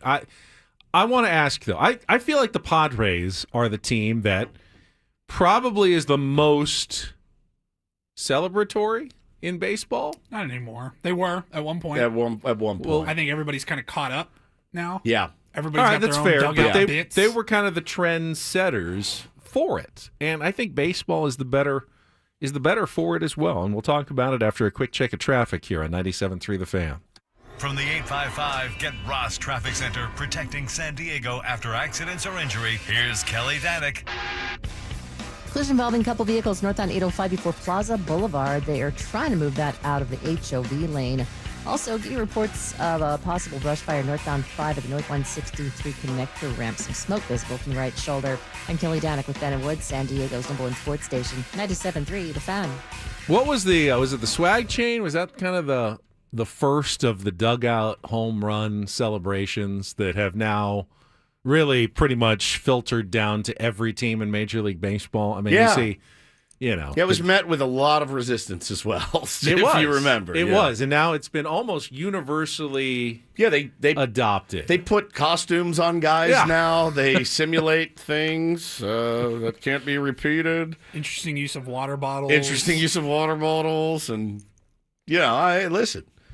Baseball's fun. I always have fun playing baseball. Somebody does don't they have is it the Braves have the hat, the big straw hat? Yeah, they have wrestling. Seen like a shopping cart. There's a shopping cart. They have wrestling a wrestling belt. Mariners have like a big trident. Yeah, the trident is amazing. I love the trident. What do the Nationals do? They've got a whole get-up, I think, if I remember correctly. Somebody has a judge or something. They put like a wig on. I mean, it's really cool. But remember when the baseball lost its mind when Fernando Tatis Jr. stutter stepped? Oh, it was the end of the world. Literally the end of the world. I mean, third base on a home run trot. People were red-faced and livid about that. And look, I think, these guys played, the guys in the Dominican League certainly, God, they play hard. I mean, they play hard. They give everything. That means so much to them. Winning that championship for them is, I think, the equivalent to winning a World Series. I mean, it just means so much to them and their country. And you see it in Japan. Now, they play a different brand of baseball in Japan, but it means as much to them, if not more, than what they do in the big leagues. And I think that's hard for some Americans to grasp, but I really believe that that's the case. And I don't think there's anything wrong with it. It's one of my favorite things about baseball is the 25 different cultures that are making an appearance on a nightly basis. The fact that you can get all those guys to come together to play the same game, albeit some of them play it differently than the other. I do respect the Adam Rosaleses of the world. I do. But I also respect the Junior Camaneros of the world. I think they're both badass. I mean, there's something badass about both of them. Yeah, I agree with you. Don't force a guy into. Yeah. Kyle Higashioka was never going to. No. Was never going to dance his way around the bases. No, absolutely not. But at the same time, don't be yourself. Don't lionize him and say, "What? Appreciate him for who he is." Man, you hear that is the biggest catchphrase in baseball. Is he's doing it the right way. You should see the way he goes about his business, and he does it the right way. And look, there really is no right way. I mean, if you are filled with joy and excitement, let it flow. I tell my 7-year-olds the same thing. Let it flow, man. You made a great play. Beat your chest a little bit, man. Have fun with it. It's a fun game. It should be. It's supposed to be. We have taken a lot of the fun out of it, but it was electric, man. His bat went about 100 feet in the air, by the way. There's a pick 4.5 seconds hang time Yeah. of the bat toss. You didn't see it on the original home run because they were showing the ball actually traveling, Yeah. but there was a replay where they stuck with him with the bat toss. I was actually worried for the safety of everybody on the field because wherever that bat was going to come down, it was going to hurt a lot. Yeah, I tell my kids, if you're going to flip, just flip it lightly. Don't sling it at the guy on deck. Don't throw it in the dugout. But look, I think all this is good for baseball. I do. And Junior Camanero's a stud, man. It was so cool to see. And I just, I'm not for the WWE. You don't have to WWE baseball, but you also shouldn't flip out if a guy hits a massive home run like that off of you. What does Mad Bum do if that happens to him in that game? He explodes. He explodes like the drummer of Spinal Tap. He just spontaneously combusts. It's over for him. But, I also respect the way he played the game as well. I do. I can respect a lot of the different ways that this game's played. I loved it, though. I think in many ways, though, Fernando Tatis Jr. is the embodiment of a new culture in baseball. Yeah. One that at least has the potential to be embraced by a younger fan base and demographic. Something that baseball has craved for decades and struggled to find. Something that appeals to the younger generation. And Tatis is just, his swagger, his fun has the opportunity at least to do that. And that's why I think the Padres we're in such a good place. I think it's why, you in particular want to see them continue to push forward. Because the Padres were on the cusp, at least they were, of maybe breaking through to a new level. Like the way the Golden State Warriors did. Yeah. Remember the Warriors? When we were in kids? the 90s? Yeah, They're terrible. It was terrible. They were a joke. And they've turned themselves into a premier basketball franchise based on the Splash Brothers and changing basketball and with Steph Curry and winning championships. Yeah. And the Padres were actually on the cusp of making that giant leap. They made a leap, but they were on the cusp of making a giant leap. Not only, capturing attention, but perhaps changing the game and becoming one of the premier franchises in all of baseball. But they need a championship to do it. They need maybe a couple of them to really do it like the Golden State Warriors did. And that's the one thing that's eluded them. And you just feel like you don't want them to recede back. The backslide is the impossible. Backslide is what you don't want. Keep up the momentum like the Golden State Warriors did, but it would be so much easier had they won a championship or two. Sean and the Jets said 7-year-olds shouldn't be bat flipping. Teach their own. They don't hit a lot of bombs, but they will they hit it and then they throw their bat and they usually sling it towards the guy on deck. What I'm telling them is hit it and you can flip it to the side. You don't have to flip it and pimp it and do Junior Caminero, but it is. You don't want anything dangerous. No, you don't want the bat'll hurt you. Yeah, that'll hurt you, especially aluminum ones. Yeah, I mean wooden ones aren't that much better actually, but yeah. So sorry, Sean. I'm not teaching bat flipping. All right, I'm not teaching them to do it. I'm just saying when you throw the bat. Just a little wrist flip. Little wrist flip. Wrist flip. Bo's pretty good at it. He's got a little bing. I mean, Caminero did a two-handed...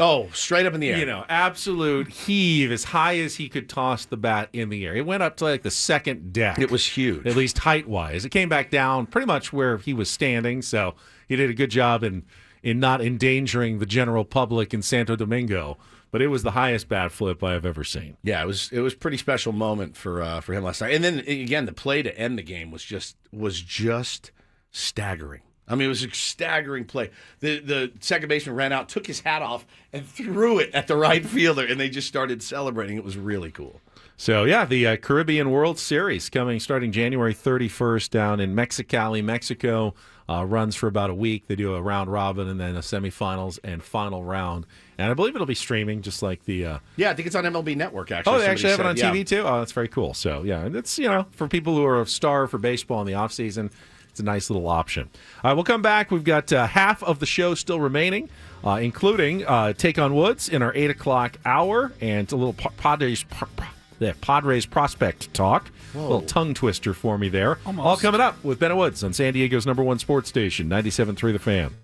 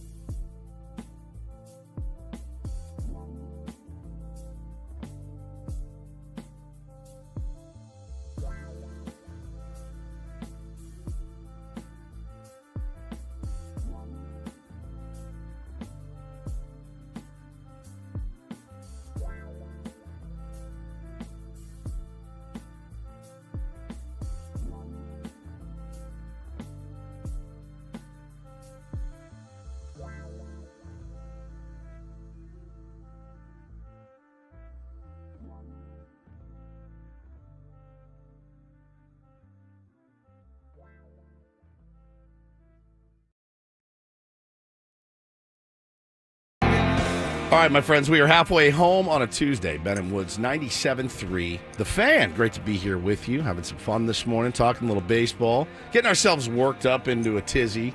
That's what you do. You really do that every offseason, but this offseason has just been so special. And pretty much have been living in a tizzy for the last 3 weeks or so. But you said it. You work yourself into the tizzy. Sure. It's you get to choose whether you want to be in a tizzy or not in a tizzy. I don't get to choose. It chooses me. That's just how I'm wired. I'm a tizzy type person. And I choose not to be in a tizzy most of the time. Yeah, it makes me insane sometimes. I know. I'll be honest with I you. know. He's very logical. Your logical brain is hard to navigate sometimes, but it's the way that it is. I'm Woodsy. That's Paul Reindl, the executive producer. Ben Higgins, who's never in a tizzy. Not in a tizzy. You should get in tizzies more, honestly. I know whoever has their name called in an hour will be in a tizzy. Yeah, I would imagine. Remember, listen at 9 a.m. for us to announce today's biggest fan. Chance to qualify for a night on our Odyssey Suite at a future Padres game. Register your name at 973thefansd.com/biggest fan in order to potentially have your name called. Now, if you register now, it won't be today's name, but you could still have your name called in the future, so it's worth going in and putting your name in there. Do you ever, Doom, even in somebody said earlier, I want Ben to talk like a fan for a segment. And fan, short for fanatic. Correct.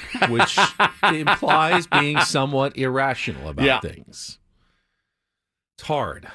I tend to stay in my rationality lane. Andros says, Craig and Braden say he gets in tizzies about SDSU basketball tweets.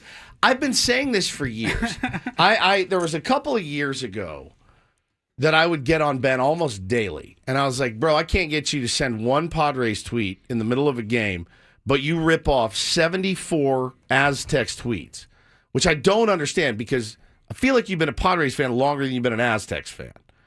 And I think you have more connection to the Padres. Very true. So, but what is it the immediacy? Because baseball, you can get in that mode where you're like, well, who cares? We lost this and we got tomorrow, right? We got this next year. It's so long. You can't work yourself into a tizzy about every game. It will make you insane. I've done it. And I haven't done it in the last couple of years and it feels good. But with the Aztecs, Paul, you've seen it with him. Oh, yeah. He'll rip off 34 tweets in a night about, Magoon Guath or something else. You're like, where's this passion for the Padres? It's not even like social media, though. We could go hours, maybe even days, without hearing from Ben. But if we text him, hey, what time do the Aztecs play tonight? Yeah, he's on Bang, it. 30 seconds. He's Less on than it. 30 seconds. He's got, yeah, here's who's starting. Here's who I like. Here's what the game's going to look like tonight. So do you see the distinction, though? Like, yeah, I've got some thoughts. You get on a it. tizzy about the Aztecs. I've got some thoughts. I think what gets me worked up generally is when I see some sort of like injustice that I feel is. So you don't feel there's an injustice unfair. going on right now with the San Diego Padres? I don't. I feel like there's about 100 injustices I going don't on. necessarily see an injustice with what's going on with the Padres. I do. I see actually kind of a logical progression of just how baseball works and where the Padres are. Sometimes with the Aztecs, I do feel like the conference, the bad refereeing and stuff that gets me in a tizzy. A little more in a tizzy. Mountain West never gets. Yeah, they're not getting the respect they should be getting. This is a good team and no one's noticing. So maybe that sometimes gets me a little more fired up. I also feel like the Padres are a little more my profession in terms of talking about the Padres. Where the Aztecs, I just kind of I don't feel as responsible about the Aztecs necessarily. You feel like you're more free. A little bit, yeah. That's fair. That's fair. We talk 90% Padres. Padres, yeah. We'll throw in some Aztecs talk, but I don't necessarily feel like I need to be 100% right all the time about the Aztecs. It's just my side piece. Interesting. The Aztecs are his side piece. It's my side piece. Old backdoor man over there. It's a fun relationship. It doesn't really mean anything. I don't think it's like, we're not heading toward marriage. Just my fun side piece. Yeah, okay. Relationship. My Padres, they're my They're my family. They're my true calling and devotion here every single day. I know. I get it. And it's not that you're not passionate about them, but you tend to be way more logical about them. Right. That was a good analogy, the side piece analogy. I really enjoyed that. Very, very much. Very, very much. Bad boy bad. Yeah, that's pretty good. That's pretty good. I get it. I have that too. You know, like the Irish and stuff. That's kind of my side piece. Yeah, college football. Pro football is kind of my side piece too. You know, I don't have a team that I really pull for strongly in pro football. But me neither. I've let myself just cheer for the Aztecs mostly, like without repercussion, and just like I just want them to do well and win. I mean, I want the Padres to do well, but there's part of me that has to remain somewhat journalistic and unbiased. I have to be able to criticize. I have to be able to praise. I can't get too emotional about the Padres and still do my job. I feel like I think you can. Because I don't. You can. Yeah. I don't know that I can. Okay.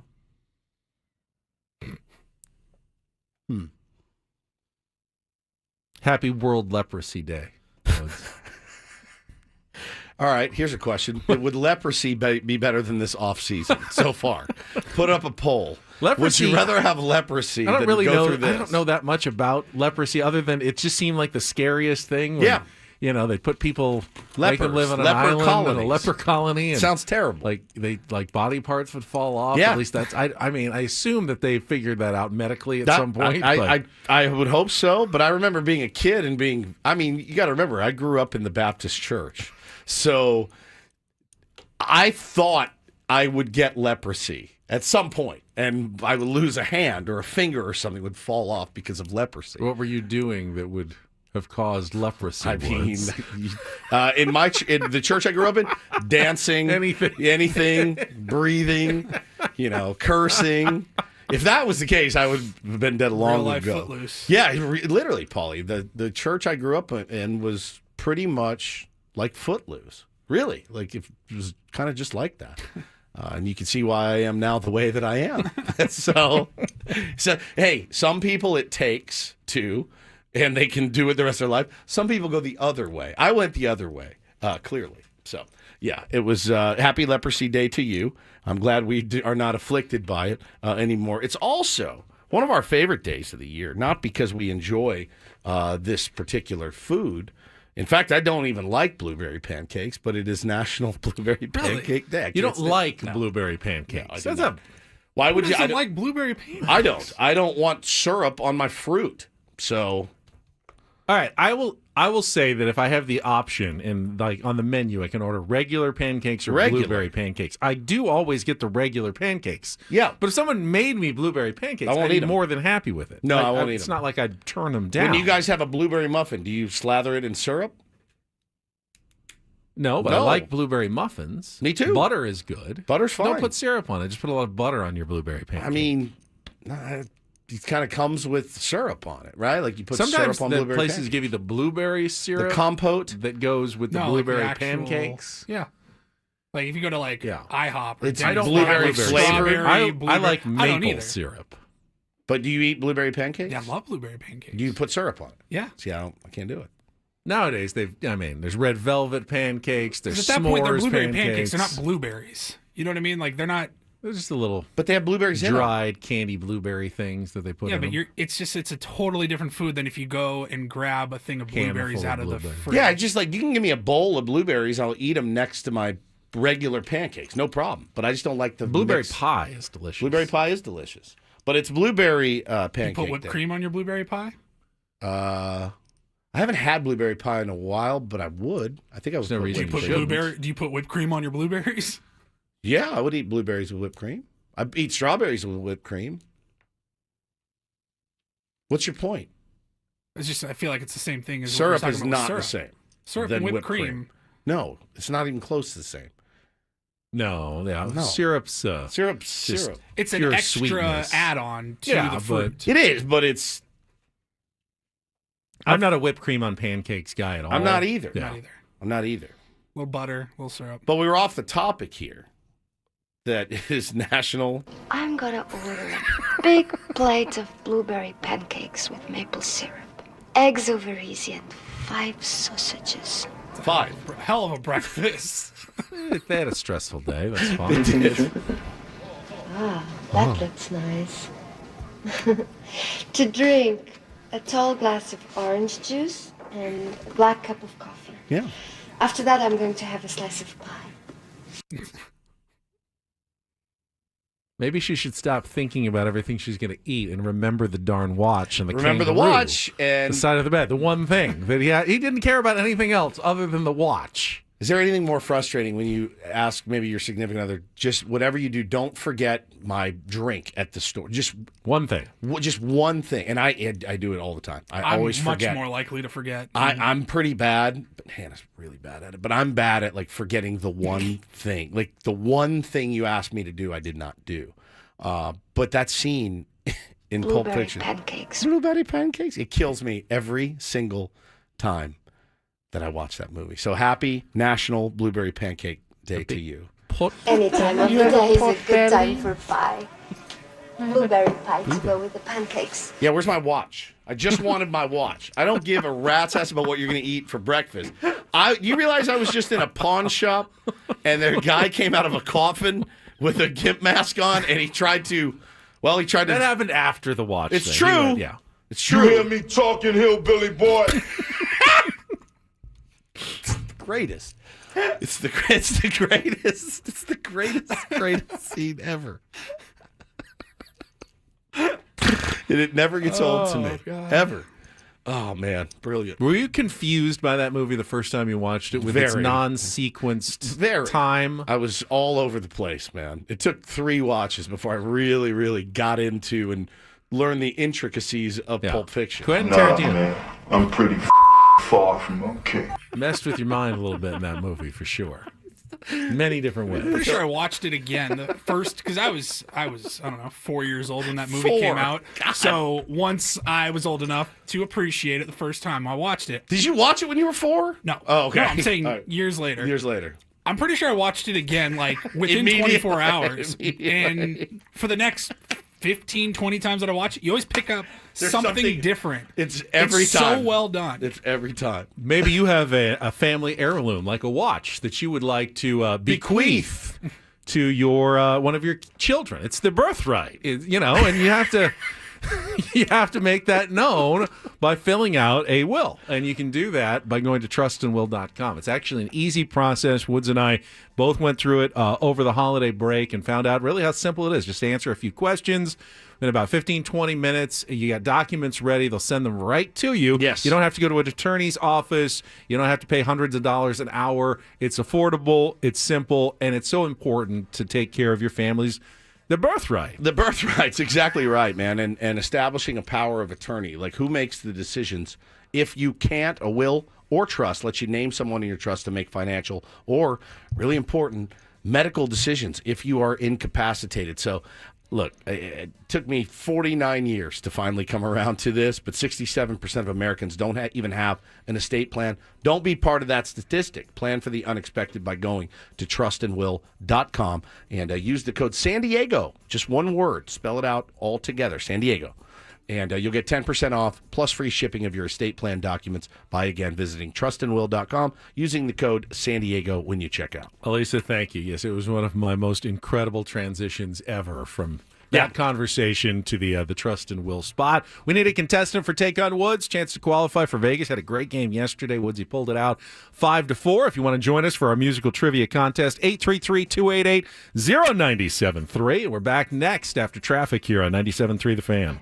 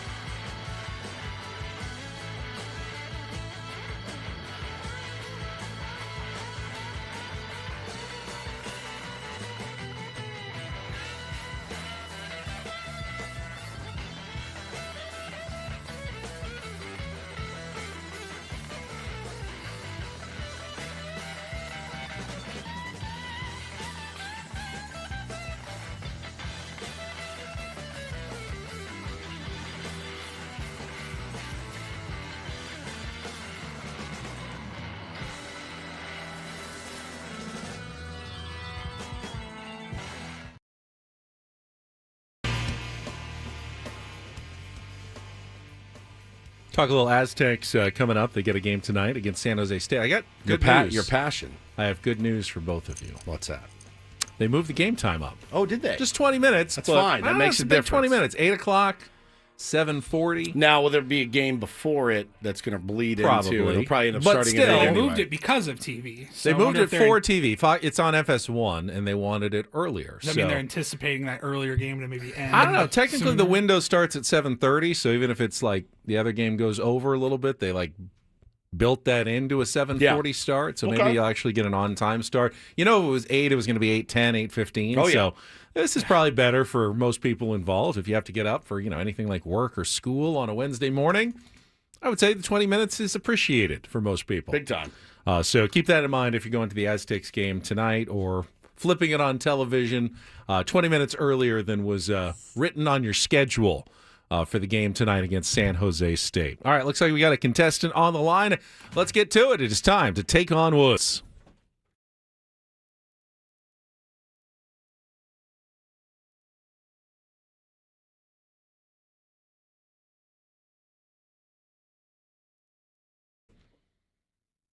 All right, let's see. Is this Eric? Yeah. Yeah, are you calling for Take on Woods? Me? Yeah, you. What's going on, man? How'd you know? Okay, let's go. I just have this sense. I'm really, really good. It's Ben's actually a psychic. It's called caller ID. Name comes up. Sometimes it's right, sometimes it's wrong. We take a guess. You are Eric, indeed.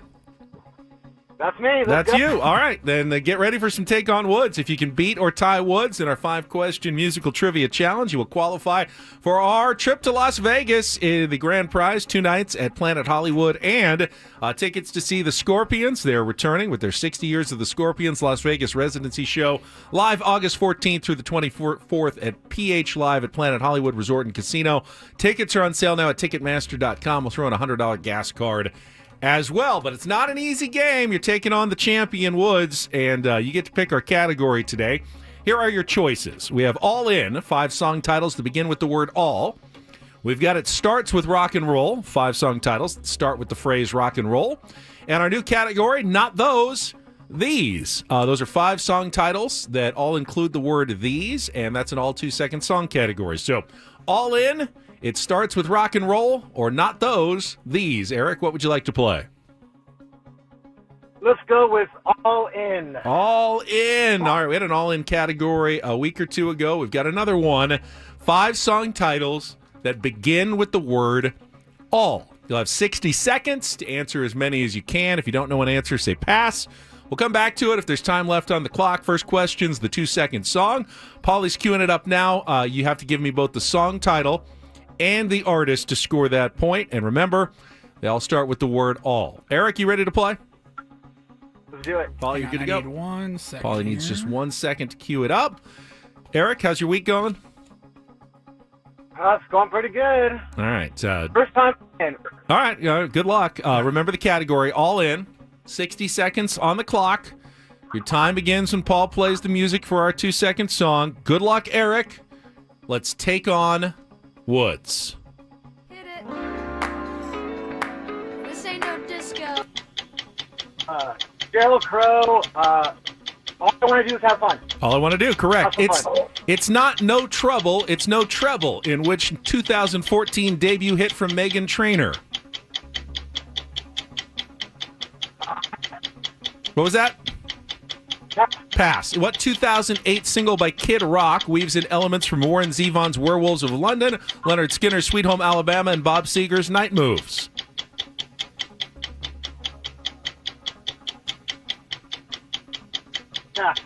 As a solo artist, Eric Carmen is best known for songs Never Gonna Fall in Love Again, and which 1975 debut single?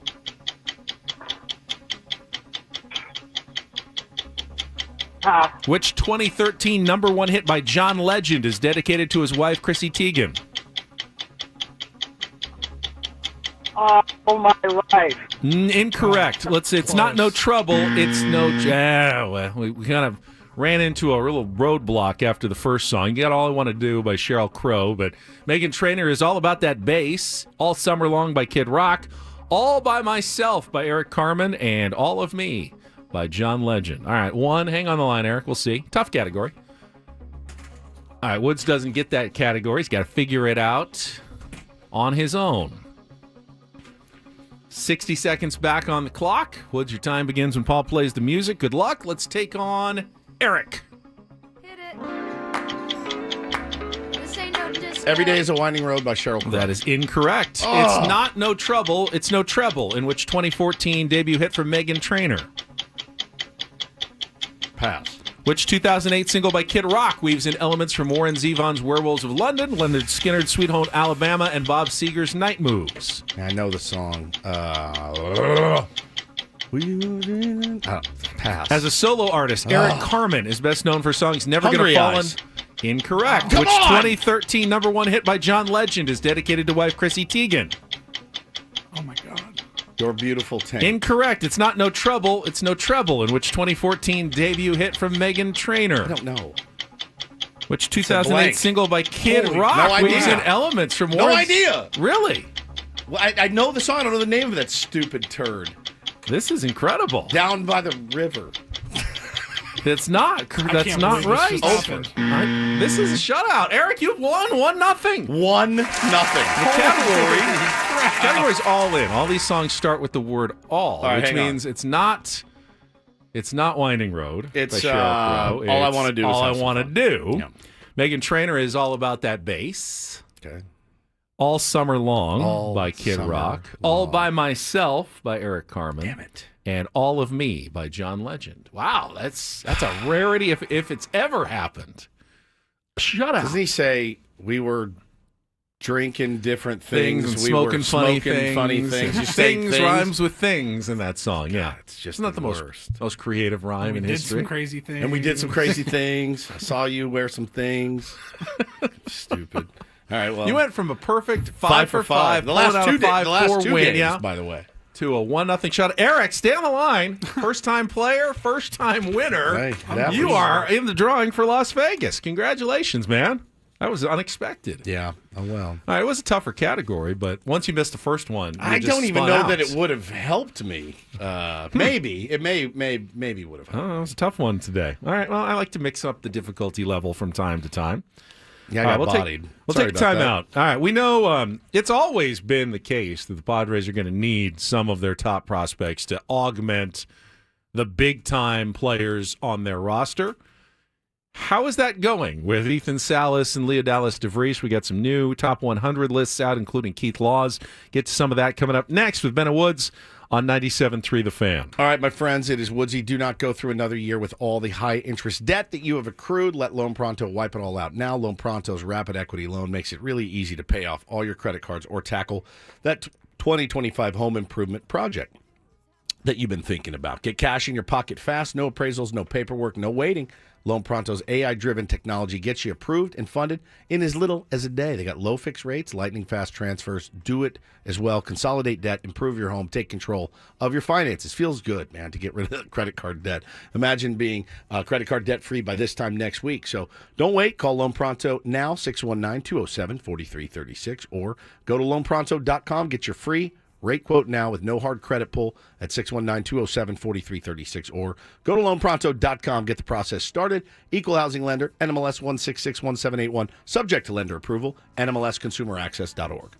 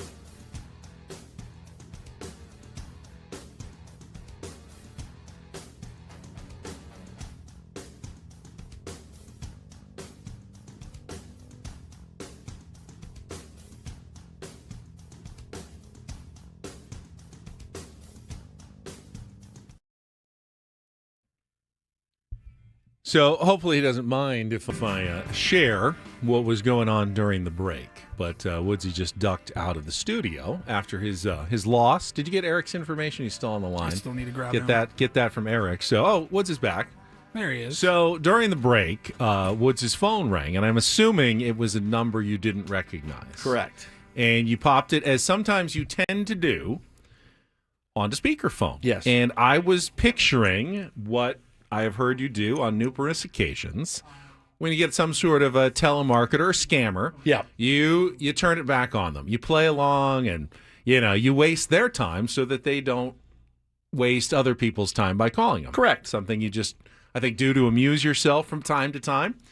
In this case, though, took me by surprise. You caught yourself just before you probably were about to say something mildly inappropriate. Correct. And realized that it was not a spam caller. It was not a scammer, a marketer. In fact, it was a real phone call of an important nature. And I'm glad you caught yourself before saying something that you or one of our former colleagues might have regretted. I got a text from many of the longtime Tier 1s of the program may remember one, Alex Perlin, a.k.a. Hammer, who is beloved. Love it. And he texted me the other day, and we keep in touch. And he said, hey, man, I put you down as a reference. And I said, oh, okay, great, no problem. Yeah, I'm a great guy to use for reference. That was the reference right there. So she had to fire some questions at me about the kind of person that Hammer is and the kind of work ethic that he has, et cetera, et cetera. So I gave it to her. So hopefully he gets the gig. He's great, man. He's great and is looking to get a gig a little bit closer to here, which would be awesome. And maybe make some appearances on Ben and Woods at some point. But he's grinding, man. He's been crushing the last few years. And like I said, stay in touch, a bit of a mentor-mentee relationship. So just gave her the straight dope on the Hammer. Well, good luck to Hammer. Yeah. Hopefully he gets the job. And I'm so glad you didn't torpedo his chances with an ill-timed that was close. comment. Can you imagine? I would have absolutely buried him. It's like, oh, nice reference. He was just doing like a bit with me. So that was, I'm glad I got that done. You would have had a lot of explaining to do over there. All right. Well, some new top 100 prospect rankings are out. They've been kind of dripping out since the end of the season. Baseball America. Weird way to put it. Yeah, just drip, drip, drip, drip, drip. Keith Law. Say that, Paul. Keith Law released his yesterday. Wow. And I think it's important to talk a little bit about this because the Padres' future rests somewhat heavily. We can't do this to these kids. On some of these kids. And we'll get to that coming up after a check of traffic here on 97.3 The Fan. From the 855 Get Ross Traffic Center, protecting San Diego after accidents or injury, here's Kelly Danick. Several problems in the North County, southbound 15 before Gopher Canyon. Vehicle being moved over to the right shoulder. Also collision on westbound 78 before San Marcos Boulevard. Looks like one vehicle overturned. Appears to be mostly over in the right lanes. Getting reports of a possible encampment fire northbound 15 before Mission Road over the right shoulder. Westbound King Freeway just past Federal. Getting reports of a two-vehicle accident blocking the slow lane. And Kelly Danick with Ben and Woods, San Diego's #1 sports station, 97.3 The Fan. So as you know, AJ Preller has done a pretty remarkable job the last few seasons of parlaying his minor league prospects into major league talent via just a plethora of trades all over the place. But something has definitely changed in the last year or so. And the Padres used to have sometimes 4 or 5 or even 6 players on the top 100 prospects in baseball list. It's no longer the case. Last year in particular, they dealt away pretty much everybody 3 on down that had value, before adding some in the draft last year to acquire players like Dylan Cease, Luis Arraez, Jason Adam, Tanner Scott. Everybody who had some value was shipped out other than the top 2 remaining prospects in the system. The question is, how are those guys doing, at least in the minds of the people who know minor league prospects the best? Keith Law is one of them, follows the minor leagues very closely. He's always been higher than some of even the other lists on Ethan Salas. And it remains the case because in some other lists that we've seen, Baseball America being one in particular, Leo Dallas DeVries has eclipsed Ethan Salas as the top Padres prospect in the top 100 lists. Not on Keith Law's list that he released yesterday.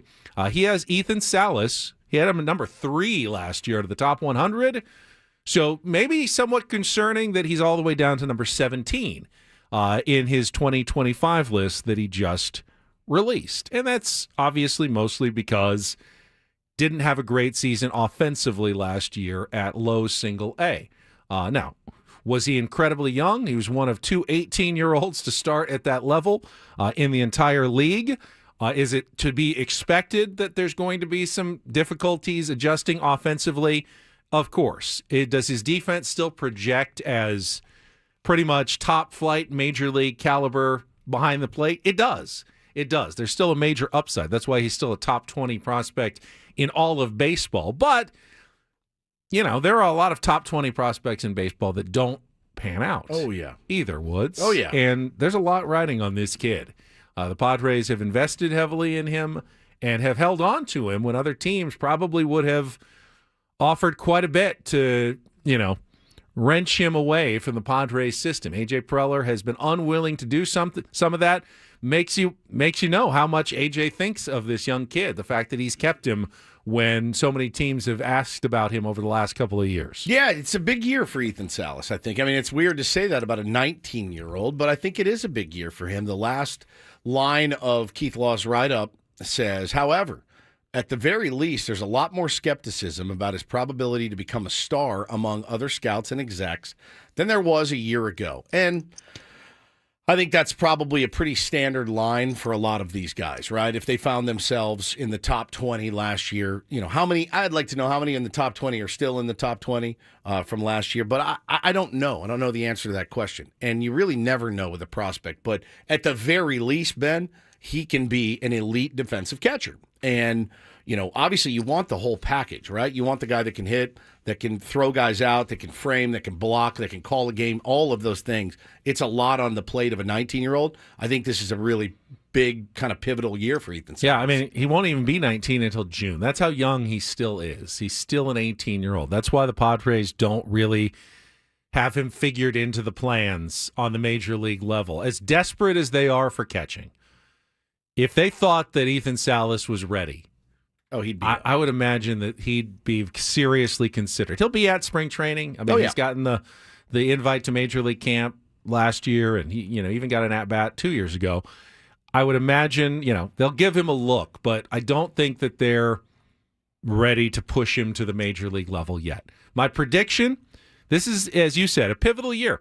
If Ethan Salas figures kind of things click in offensively and he has a decent year at the plate, probably high single A, and gets promoted to double A, he'll be a top 5 prospect in baseball again next year. If he struggles at the plate another year, he'll drop further in the top 100, and all of a sudden, Padres won't have as valuable of a commodity on their hands. He won't be gone. I mean, he'll still only be 19 at this time next year, and still will presumably have great defensive skills as a catcher, but his value will go down. The other in Keith Law's list, top 100 Padres prospect, is Leo Dallas DeVries. Stud. Number 31. But we were just in Peoria. You can tell how excited. I mean, they don't like to, it's like picking, your own children. You don't want to pick favorites, but my feeling is that the Padres have really, really started getting excited internally about Leo Dallas DeVries. They have a very, very talented middle infielder on their hands. They really, really do, and by all accounts there. And it's funny because I just got a text from a buddy who this is their business, and he said, look, he's got a chance to stick at shortstop. He's a plus runner. He might end up with 20-plus home run power. Give him a full, healthy year. He did get injured on a play last year, but the text that I just got essentially just said, hey, look, Keith Law's great. He knows the depths of every organization, but, quote, might end up with 20 homer power on Leo is woefully light. He's a solid bet to hit 20 as a 19-year-old in high A this year. So that's something that you want to read, not the other way of Might not be what we all thought, and you'd hate to think that about Ethan Salas after just a year. I mean, he's been a little bit rushed along, but you got to test these guys. You got to see what they're ready for. As young as Salas is, Leo DeVries was the only 17-year-old playing any like single A or above baseball in at all in the minor leagues last year. He turned 18 in October, so this entire year he's just going to be 18. Continuing to grow. I mean, he's not even as old as some of the people who will be drafted this year out of high school. Correct. That's how young he still is. So, Padres aren't, I would think, looking at him for a couple of years still at the big league level, but they are so excited about Leo Dallas DeVries. Now, he says in here he barrels the ball. He rarely misses fastballs. He struggled with some other pitch types, which is not to be unexpected for a kid his age. But he doesn't panic with 2 strikes. He only swung and missed slightly more often in those spots with 2 strikes. And if you've watched the highlight reels of Leo, I mean, he looks like the real thing. There is, as much as we hate to admit it in this analytic age, there is an eye test, straight up. And when you watch Leo play and you watch his highlights, you go, oh, yeah, he checked. He's got it. He passes the eye test. When you're in the presence of Leo Dallas DeVries, he passes the eye test as well. So you go down Keith Law's list, and I wasn't surprised, but you don't see any other Padres in the top 100. In fact, I don't even know if there were any others that were even knocking at the door. Now, at this time next year, you'll have a few. There's 2 guys in particular that I'm watching closely this season that could bust their way into the top 100 pretty easily. They're both big starting pitchers, left-handed. Cash Mayfield and Boston Bateman, 2 of the top draft picks from last year, who have definitely, gotten some of the people internally in Peoria excited about their potential as future major leaguers. Look, means nothing, but you see Boston Bateman and you go, oh my God. 6'8". You see it. 240. You see it. When you see him, you go, yep, barring some catastrophic injury, you'll be up. Like, you look like he carries himself as a big league pitcher today. A week ago, carries himself around Peoria like, oh yeah, I'm making the jump sooner than anybody thinks. He is a stud, straight up. So I didn't see Cash Mayfield, but I did see Boston Bateman, and he's an impressive specimen.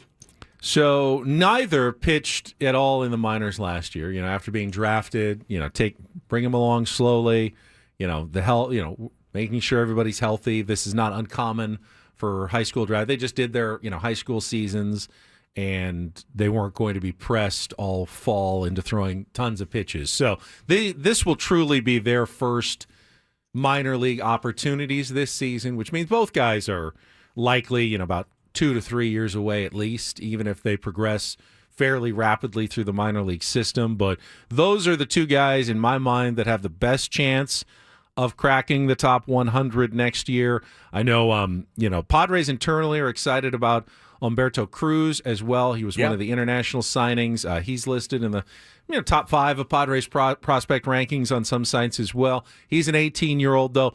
A lot of these guys are really young. There's not much in the way of the upper minor leagues. Guys that if you're trying to trade for someone with a contender, that's looking, or you're looking for a team that's got someone you like and they want someone who's going to help them next year, you don't really have that to offer outside of maybe Salas or DeVries. No, and even those guys might be a couple years away. And it's tough, man. This is the position that they're in, because of some of the depth that they've traded away, and not just depth, but some of the prospects that they've traded away, Ben. It's not lining up the way that we wanted it to. You know what I'm saying? It's not lining up to where, oh, man, Ethan and Leo are going to hit stride just as Manny and Tatis. I mean, Tatis is still young. Merrill is still very, very young. Some of it lines up, but it doesn't. You didn't thread the needle perfectly here, so you're going to have to figure out how to make it work at the big league level. Because I don't want to get back into a.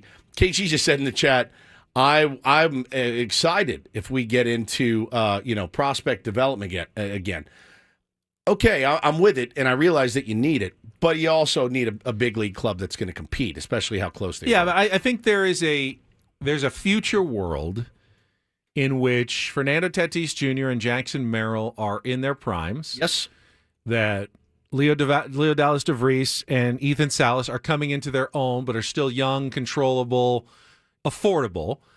And Manny Machado and Xander Bogaerts are more on the elder statesman, but still, still producing not at, MVP levels, but enough where you feel like, hey, there's still really solid major leaguers who are really contributing. And if you have those other four guys, I mean, that could be still a really solid core 3 or 4 years down the line that keeps your window open. But for that to happen, you need to hit on Salas and DeVries. Correct. And they have to be affordable and producing probably by the year, 2027. Yeah. If you want to keep that window and stretch it through the rest of this decade. Just in time for the lockout. That's 2027? Yeah. It's cool. Postpone their debuts just a little bit. Just a year or so. I'd like to think that they'll figure it out. Me too. There's no evidence that suggests that they will be able to, considering how they've handled these all in the past. I was just going to say, I thought you were going to say there's no evidence to suggest there will be a lockout. No. I'm saying now you can plenty of book evidence to suggest that they are not going to get things figured out. Yeah. But a little pie in the sky dreaming, you'd like to think that for you got the health of both sides in the game, that they'd like to come up with some sort of solution that does not involve missing baseball games. That would not be ideal. Now, fans will, if it's like the last one and spring training starts a week or too late, that's forgivable. That is it? It was. Well, it was last time. But what choice do we have? Of course we have to forgive it because we want baseball. But if it's, hey, we're shortening the regular season to 80 games, we listen that I don't know that baseball at least survives easily if they get to that point. Yeah. I agree. But yeah, I mean, look, it's probably not the number that AJ Preller wants in the top 100, only having 2. But again, these lists are very. It's debatable, right? There's a lot of debate going on, and everybody thinks that. I mean, how many of these top 100 are going to make the big leagues in the next 2 years? I don't know. But a lot of teams are pretty set. Oh, there's guys outside the top 100 who turn into great big leaguers, and plenty of guys inside the top 100 that don't. But there is some importance to the perception that you have a lot of talent. Now, if a bunch of other teams think, hey, I think Keith Law is wrong, I think the Padres have 6 of the best prospects in baseball, and they want to trade for them, great, you're fine. But other teams look at these rankings too and go, I don't know. I mean, if these guys aren't high on them, then maybe I don't want to acquire them. So they're important in the sense that it creates value for your franchise when other people recognize that you have good minor leaguers. I need to go back and look at where he had guys last year because some of the guys are not here. They're in other organizations. Lesko. I think they were top 100 guys. Yep. I did see Drew Thorpe is going to be out for a while. He's got an issue with his throwing arm for the Chicago White Sox. So that's one that we traded for Dylan Cease. So, yeah, man, you never know, man. Prospects they're fickle. They're a fickle bunch. But you do need them to hit. You do? Yeah. A little quick update on Padres in the minor leagues and what the future may hold for this organization. All right, still have an hour to go here this morning. Coming up at the top of the hour, right at 9 o'clock, we will announce another name in our biggest fan contest. So if you've entered at 973thefan.sd.com/biggest fan, you want to be listening coming up in about 5 minutes. We'll have the next name to qualify for our grand prize drawing. Night in the Odyssey Suite, some Aztecs, and I totally forgot about one other sporting event I watched. I watched way more sports than you did. I watched like 5 sporting events last night. You did crafts and arts and crafts. Creative night.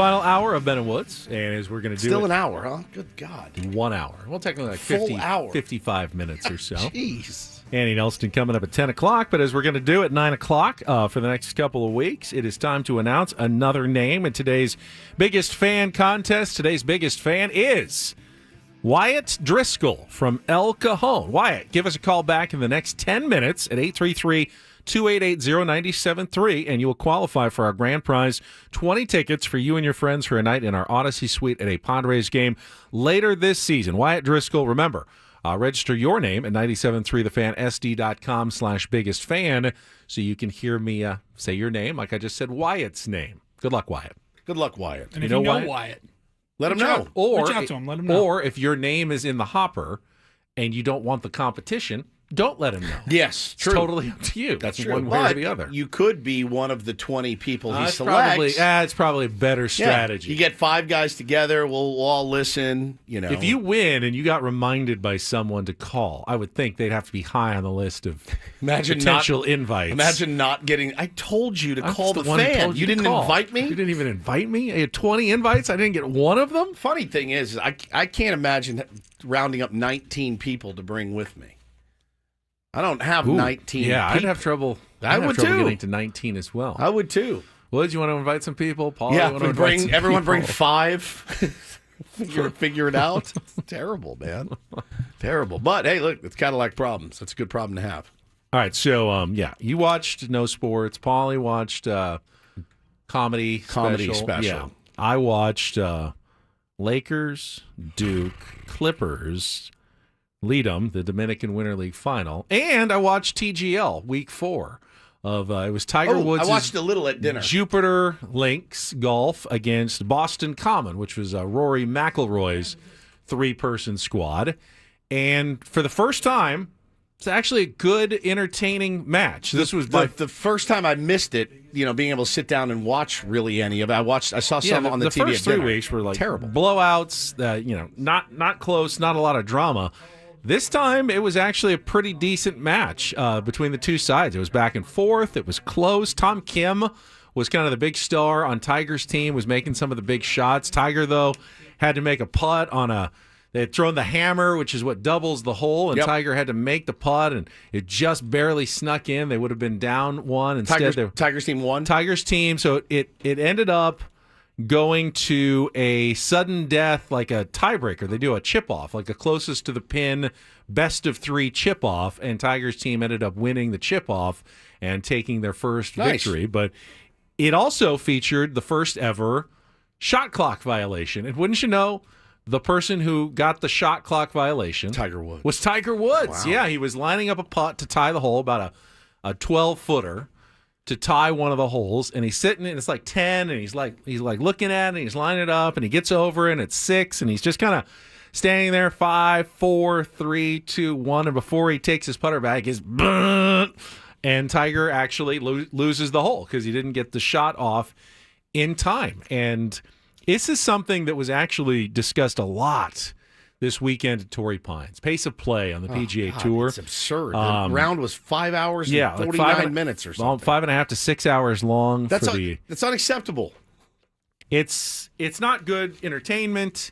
I don't think it's good for the competitors. It's not good for people who are going out there and watching the golf. Your longest round should be 4 hours. I mean, they're playing threesomes. They're good golfers. It's not like, they're making a bunch of triple bogeys and having to search for their balls. They have people who find the ball immediately. So how can 4 dunces like us, you're not included, you're like a 5, but how can me, Paulie, a couple other guys go out, have to look for our balls, hit 3 balls off the tee, 6 putt, and we get around it in 4 hours? It's absurd. It really is a problem. And there's talk. I mean, there is a rule There's on the a PGA rule? Tour. You're supposed to hit it within 40 seconds once you get to your ball. It's not enforced.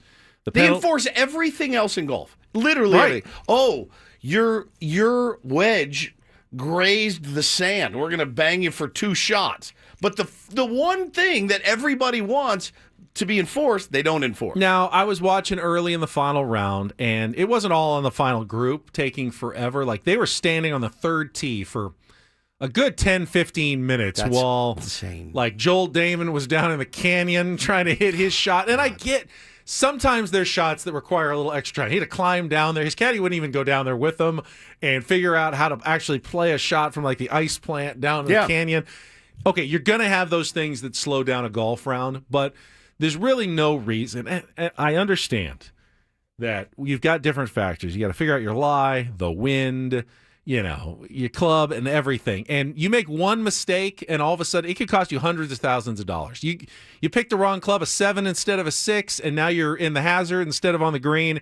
2 shots, 3 shots. That could be the difference between $500,000 at the end of the day. So guys want to make sure that they've got everything right before they pull the trigger, but it's becoming too long. I'm sure pitchers would like an extra 30 seconds to regroup after they give up a bomb or hit a guy or walk a guy. I'm sure that a quarterback would love an extra 15 seconds to get the play going. It's very enforced.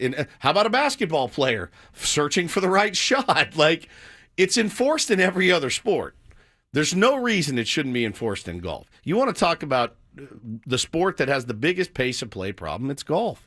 I mean, it is excruciatingly long sometimes, and it's awful for the players, too. Standing around for 15 minutes on a tee box is insanity. But watching TGL, and I get they're not walking between the shots, and they're not, the conditions don't change. They're inside, but they can play quickly if they have to. Yeah, you can see that it is absolutely possible for a professional golfer to just walk up and just hit the shot. Yeah. It's right there. You've done it a million times. It's not that different from every other shot you've ever played. Chris says the real problem is you guys are bombing it further than ever. They're waiting for greens to clear on holes they weren't before. Yeah, they're going for 5s and 2 and 4s and 1. So I get that part. But, But if you took less time on the greens, not spending so much time reading every grain of grass with your caddy, those greens would be clear faster. Things would be going faster. And I'm a fast player, too. When I play golf. And I want to get it over with. Sometimes I worry that I actually go too fast, and I should take a little bit more. Well, you're not time, playing for PGA Tour money, so you should absolutely be fast. I should be fast. Yeah, as should everybody. Yeah. Even on the PGA Tour level. Correct. Just play quickly. It's better in every sport. It is. Wait, is there ever a sport that we thought, I need this thing to drag out. I love this, but I just wish it was slower and dragged out a little bit I wish longer. it dragged out more. I'd like this to drag on for another hour. Baseball's tried to fix it. College basketball has a huge problem now with the video reviews. And let's stop the clock again and go to the scorer's table. And let's see, did it really go off of someone's fingertip? That drives me crazy. You want to see Ben get a little passionate? A little tizzy? When a guy is dribbling a basketball and a guy reaches in behind and knocks it out of their hand and it goes out of bounds. Yes.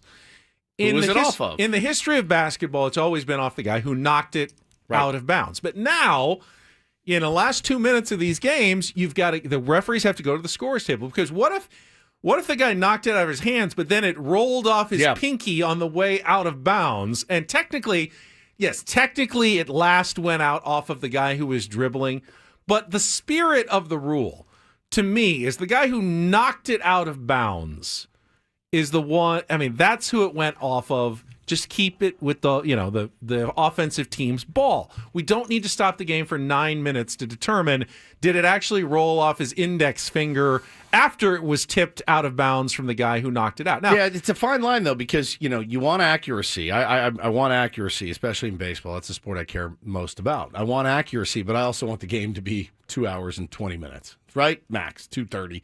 Perfect. That's great for me. But I also want it to be accurate. So it's a fine line of trying to make sure everything's accurate and also keeping the game moving. So I understand that part. Yes, but in baseball, the oversliding at second base, it's terrible. Calls. Yeah, the one finger comes off, or not even the overslide. If you really comes up, if you really overslide the base you're and out. They tag you, you're out. If the umpire can see it, but the ones where you're sliding over the base and maybe for 1 millisecond, your butt bounced, just a fraction off. In the old days before replay, it's safe. You got there early, you got there first, you slid on the base, you were there, you're safe. But now we got to go through, all right, challenge, and we got to look at it for 3 minutes to see if, did his, his palm bounce up a fraction of an inch off the base for a second. I don't think that's the spirit of what we were looking for in the rule. Agreed. Did he get there first or did he not? Did the throw beat him? Did they get the tag down or not? Fine, yes. he's out. But we're parsing things that never needed to be parsed in these sports before, in basketball and baseball, and it's really bogging down the sports. Now, I don't think replay is a bad thing. I think replay can correct some really egregious mistakes, and I wouldn't want to go back to a pre-replay era. I don't want the, a perfect game ruined on an umpire's horrific call at first base like we had in Major League Baseball, Jim Joyce, a decade ago, whenever that is. Yep. But we've kind of gone sometimes a little bit too far in what we review. Yeah, I agree. And it's tough. You want to keep the thing moving, but you also want to be accurate. So not an easy task. But with PGA, it's, guys, you got to speed up. That's it. It's pretty simple. Speed up, we're going to enforce the 40. Would you be in favor? And I think, people would scream, conspiracies. If you just in every game had one official who had a monitor in front of them. Yeah.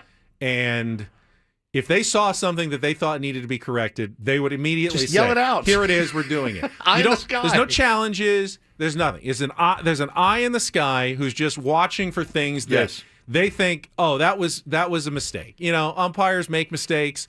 Basketball officials make mistakes. I just saw what looked like an egregious mistake. Stop. I'm going to look at it quickly for 30 seconds, and I'm going to change it if it needs to be changed. Otherwise, you just keep playing on in every sport. Yeah. Until someone hits a button and goes, Give me 10 seconds to look at this one again. I think we may have made a big mistake. If it looks like it's really close, it's not worth checking, just keep playing. Just keep it going. But just have someone. The question would be the accountability. Who's that guy? When are they deciding to make that call and not make that call? I think people will kind of go crazy about it. I love the eye in the sky bit and have for years. I think the eye in the sky could help so many different sports. But with golf, it's really an easier fix. Just enforce. Hit the ball. Yeah. Hit the ball. Yeah. Let them use rangefinders. Yeah. Why not? Oh, Everybody absolutely. else does. Yeah. Let them use them. Yeah. You don't even be pacing off your friggin' yardage in the year 2025. That's ridiculous. There's 1, 2. What do you got? It's a 137 from the corner of the bunker. 139 to fly 7. Give me the thing and tell me. All right, I'm 141. With great. slope. Fine. With slope, great. I don't Fine. care. Who cares? I really don't care. Play the game. Play it. All right. Let me tell you about SDFatLoss.com. Great program. We've been telling you about it for about a year and a half now, and that's because in the summer of 2023, I looked at myself in the mirror, was not happy with what I saw, and decided, all right, I need to do something. I had done other programs, though, and while I had lost some weight, I didn't like the shakes and the bars and the mixes. They said, with SDFatLoss.com, you don't have to do any of that. It's just real food. I said, okay, I can try that, and it worked. I lost 40 pounds in 60 days, and you can expect about the same, 10 to 20% of your body weight in 60 days, up to a pound of fat per day, eating things like steak and chicken and vegetables, just the right times and the right portions. They'll tell you all about it when you set up your free consultation at SDFatLoss.com. And right now, when you do it before January 31st, you can get $200 off as well. So no reason not to go set it up and get started. A new you in a new year without any injections or drugs. Yes, you see the ads for the injections. Are you ready to take those the rest of your life? Like every single week, go and get a shot? Because if you stop, there's nothing sustainable about those programs. This is sustainable. I have changed everything. I feel so much better. Chris Ello did. Scraby did. So many tier ones. I mean, we've lost hundreds of pounds out there in San Diego. I feel like I'm part of this accomplishment and share it with everybody out there. Now I'm just looking to take the next step this year and get more of you involved with SDFatLoss.com. So sign up today, get $200 off, and schedule your free consultation at SDFatLoss.com. That's SDFatLoss.com.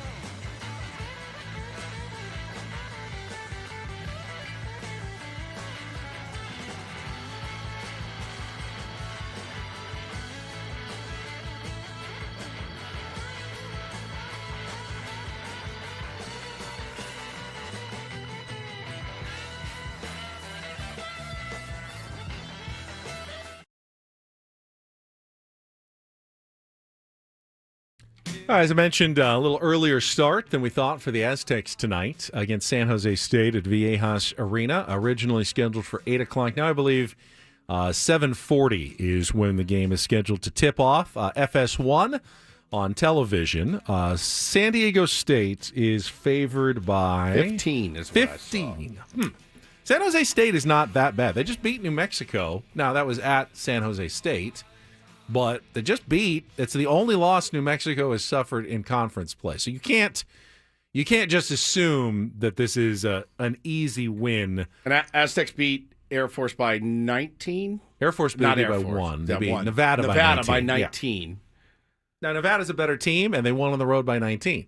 Makes this one a very difficult game to handicap. I will say that.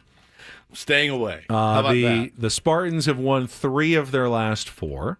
They played the Aztecs close twice last season. Different teams, obviously, but 81-78 in San Jose, 72-64 at Viejas. But the last time San Jose State won in San Diego, 1997.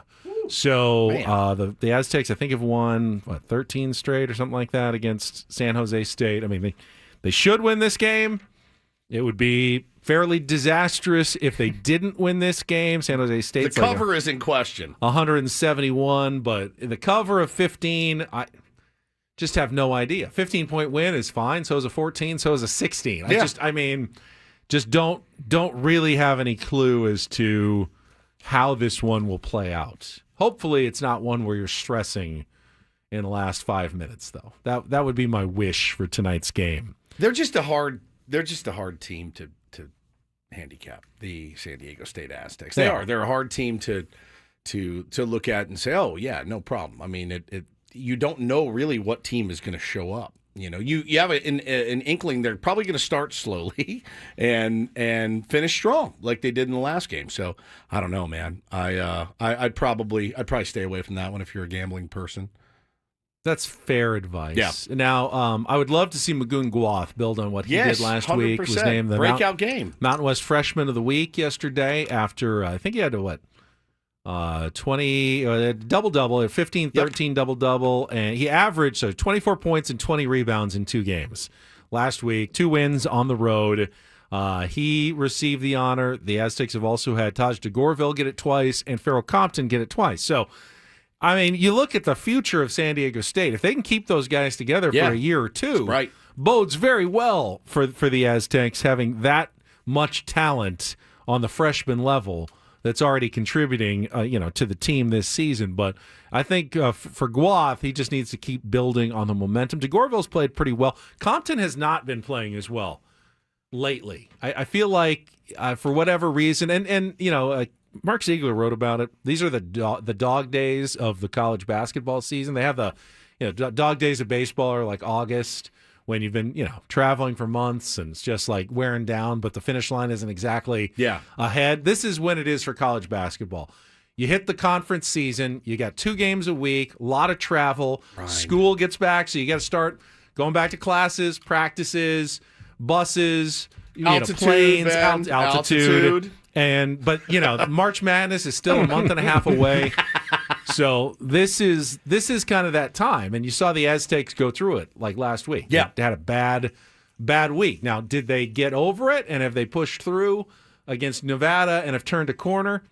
I guess we'll find out a little more tonight whether they've turned a corner or the Nevada game was just a nice night for San Diego State where they took advantage of a team that wasn't shooting very well and hasn't been playing that well lately. So we'll find out tonight against San Jose State. Paulie, in the Rondo Report, are you doing the MLB The Show cover? Is that one of your stories? It just dropped late. It's the best video game out there, in my opinion. I mean, I love baseball, so I'm a little bit biased to that. But every year they do kind of a big launch for the cover. And as I understand it now, there's 3 players going to be on the cover. You saw a couple guys putting out videos yesterday.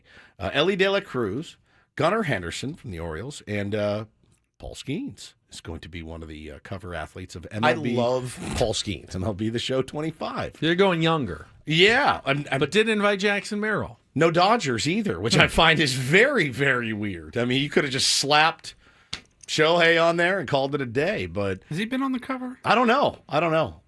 I don't remember the I don't covers. really play that. You don't like MLB The Show? I just don't play it. Oh God, I love it. I can lose myself for a weekend. I'm trying to I don't remember a lot of the past covers. Well, the way I play MLB The Show is I play it like Andrew Friedman does. I turn off salary restrictions. I put it on easy mode, and I just sign and trade for everybody I want. Well, is that satisfying? Yeah, I'm pretty satisfied when I build a super team. Really? Yes. Are you kidding? Are Dodger fans satisfied right now, or do they want it to be more difficult? Don't you feel like the I don't. enjoyment is in the challenge? No, I like to trade for the guy. I don't turn the salary off. I force trade on. Do you like create super players? No, like, no, stuff no, like that. No. I keep it. I keep it within the real players. I don't create like Ben Higgins, the brilliant catcher for the huge Padres. power, Right. huge average, huge speed, like 99, correct in everything. So now, can you play? I haven't played video games in a while, and I really haven't played MLB The Show. Is there like a degree of difficulty, like an easy? Oh yeah, medium. I hard? put it on easy. You put it on easy too. So are you going like 162-0? What kind of? Well, I'll simulate a bunch of I'll win the first one, and I will get to the matchups. I don't play the Rockies. I'll just sim those, and it's Padres So on the 1 occasionally and you 2. lose Yeah, on those. Yeah. When you actually play, do you ever lose? No, you never lose. No. Then what's the point? You know you're going to win. Why do you before you even start? Because I like beating the crap out of it. Are hits and home runs and great plays too exciting for you? Is that not? No, I mean it's a video game. It's designed like when you get started, you play easy. Yeah. As you're getting used to it and getting used to the controls, and you have a chance, you'll win some and lose some, and then you master the easy level, and then you bump it up. Well, I haven't played. You I don't get play more that of a much. challenge. I don't play that much, so Okay. typically when I do play, I keep it on easy mode so I can rake. Baseball's hard enough. Yeah, but doesn't it feel more like baseball if occasionally you strike out, occasionally? Not really. I ground out plenty. You Swing still- early, Randy roll over down to third. Just like real life, man. It's not, you don't get a hit every time. But it's Kind of sounds like you almost do. No, you don't. All right. You don't. It's such a good. It's What are such the, like? a fun. Do you have like realistic final scores? I always wanted. Zach says, beginner, rookie, veteran, all-star, Hall of Fame, and legend. Ben wants to have a 4-17 rough stretch. Too. Don't we hit enough of those patches? But then you overcome it. You're like, all right, we got through our rough patch, and now we're cooking here, and we're trying to fight our way into the playoffs. Yeah, the simulating helps with that. You'll see you'll drop like 4 in a row. You're like, hey, easy. You turn it off. I mean, what are your final scores? Are they realistic? Do you Yeah. play like Yeah. 4 or 3 games, or is it always like 28 to 23? It's not always blowout. Okay. It's not always blowout. You still got to get the hits and come through at the right time. But the real part for me is building the dynasty. That's the fun part. And you force the trade. Like, I'd really like Gunnar Henderson to be my starting shortstop. And the other team says no, and then you just force override Yes, it. it's a blast. Yeah. You can do. AJ Preller wishes he had that. Yeah, Of calls course. other GMs. No. Well, I'm sorry. I'm overriding your chip. Damn here. it. You really just gave me Joey Lucchese and you got Gunnar Henderson back? Damn it. Yeah, it actually lets you live some of the trades you see on Twitter during the trade deadline. Hey, what if we packaged Brett Sullivan, Tyler Wade, and so? Could we possibly get Blake Snell and Yamamoto from the Dodgers? I mean, you see these, and people are serious. They don't quite get the value, but you could actually do that trade in MLB The Show. Yeah, teach his own. Yeah, teach his own. Paulie, what do we have coming up in the Rindle Report? Rindle Report. We got a couple of different choices here. There was some TV deal news in Saw baseball some TV deal talk, yesterday. yeah. We kind of teased it as a potential don't do this. What's going on in the NBA with the latest with Jimmy Butler. Sad. That story just continues to get worse. A lot to choose from. All right, that's coming up. First, though, Woods, you're going to tell us about Underdog. Oh, I'd love to tell you about Underdog. If you're a California sports fan, good news for you. Underdog is now available to play right here in our state of California. Underdog, the best place to cash in on all your takes during the playoffs. Which players are going off, which ones are ice cold. With over 5 million happy players, $2 billion won, Underdog makes it fun and easy to cash in on all your favorite athletes' performances. You've got the big game right around the corner. I know that everyone's going to be looking at, higher or lower for Patrick Mahomes, for Jalen Hurts, for Saquon Barkley. It's going to be a blast. So make sure, listen, the best app on the big game is the one right on your phone, and it's Underdog. So been having a blast with it. I know a lot of the tier ones are as well. Thank you for signing up and using the promo code Woods. I really appreciate it. Let's keep it rolling now. Every dog deserves a second chance with Underdog Rescues. You can even get your money back, receive a promo if an early injury causes your entry to lose. So just one of the many benefits of Underdog. So the best place to play Pick'em is Underdog. Download the app, sign up with the promo code Woods, deposit now, get up to $1,000 in bonus cash instantly. Use promo code Woods. Must be 18 and over, present in a state where Underdog Fantasy operates. Terms do apply. Concerned with your play, call 1-800-GAMBLER or visit ncpgambling.org.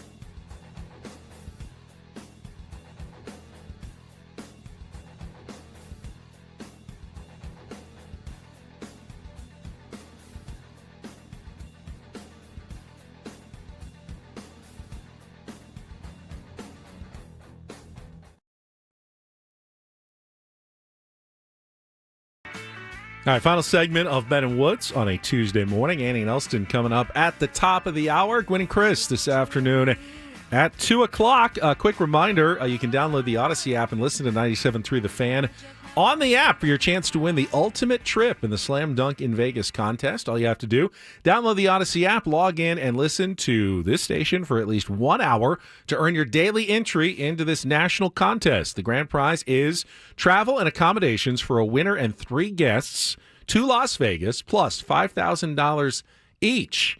That's $20,000 total to fund the ultimate viewing experience for the first 2 rounds of the College Basketball Championship Tournament. All right, if you had $20,000 for a trip to Vegas, Yes.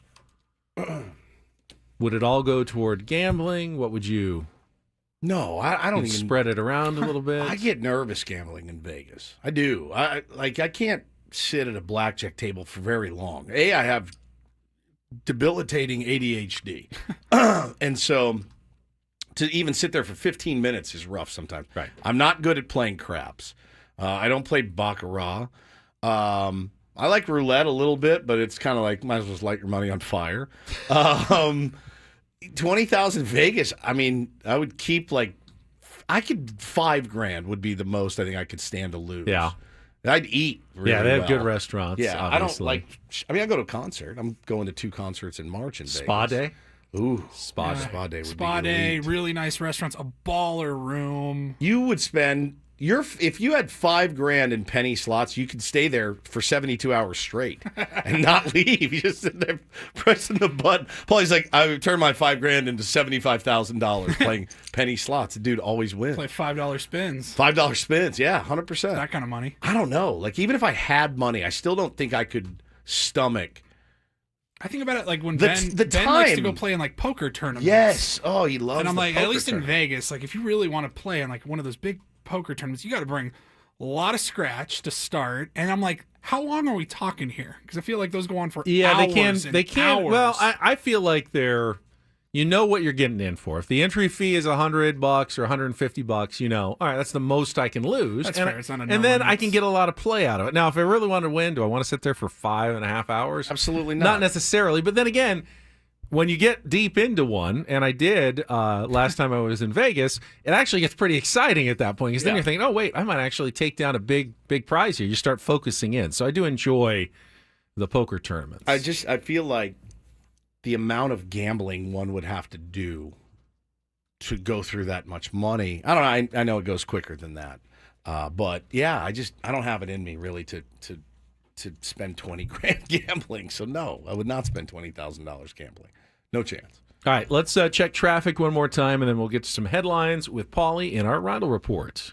From the 855 Get Ross Traffic Center, protecting San Diego after accidents or injury, here's Kelly Danick. Wrapping up the morning commute with a couple of crashes here. Westbound 52 before Regents Road, 2-car collision. It's in the center divide. And a crash in the North County West 78. This is near Woodland Parkway. Looks like vehicles over the right shoulder and in the center divide. I'm Kelly Danick with Ben and Woods, San Diego's #1 sports station, 97.3 The Fan. And get things started here with our today's edition of the Rindle Report. Now tuned into the greatest. Welcome to the Rindle Report with Paul Rindle. Hi, Paul. All right. 2 stories from the world of sports that we haven't gotten to yet. We'll start off in Major League Baseball. And 1 story that you didn't know you needed. Are you laughing, biatch? It's the Rindle Report Hey, Paul, how you doing? Okay, how are you? on 97.3 The Fan. Are you ready to bless the mood? I need some help, please. That was good. Can I get a oh yeah? Oh yeah. All right. All right. Good morning, gentlemen. We will start off in Major League Baseball. I saw some news yesterday about the Texas Rangers that at first made me go, well, what the hell?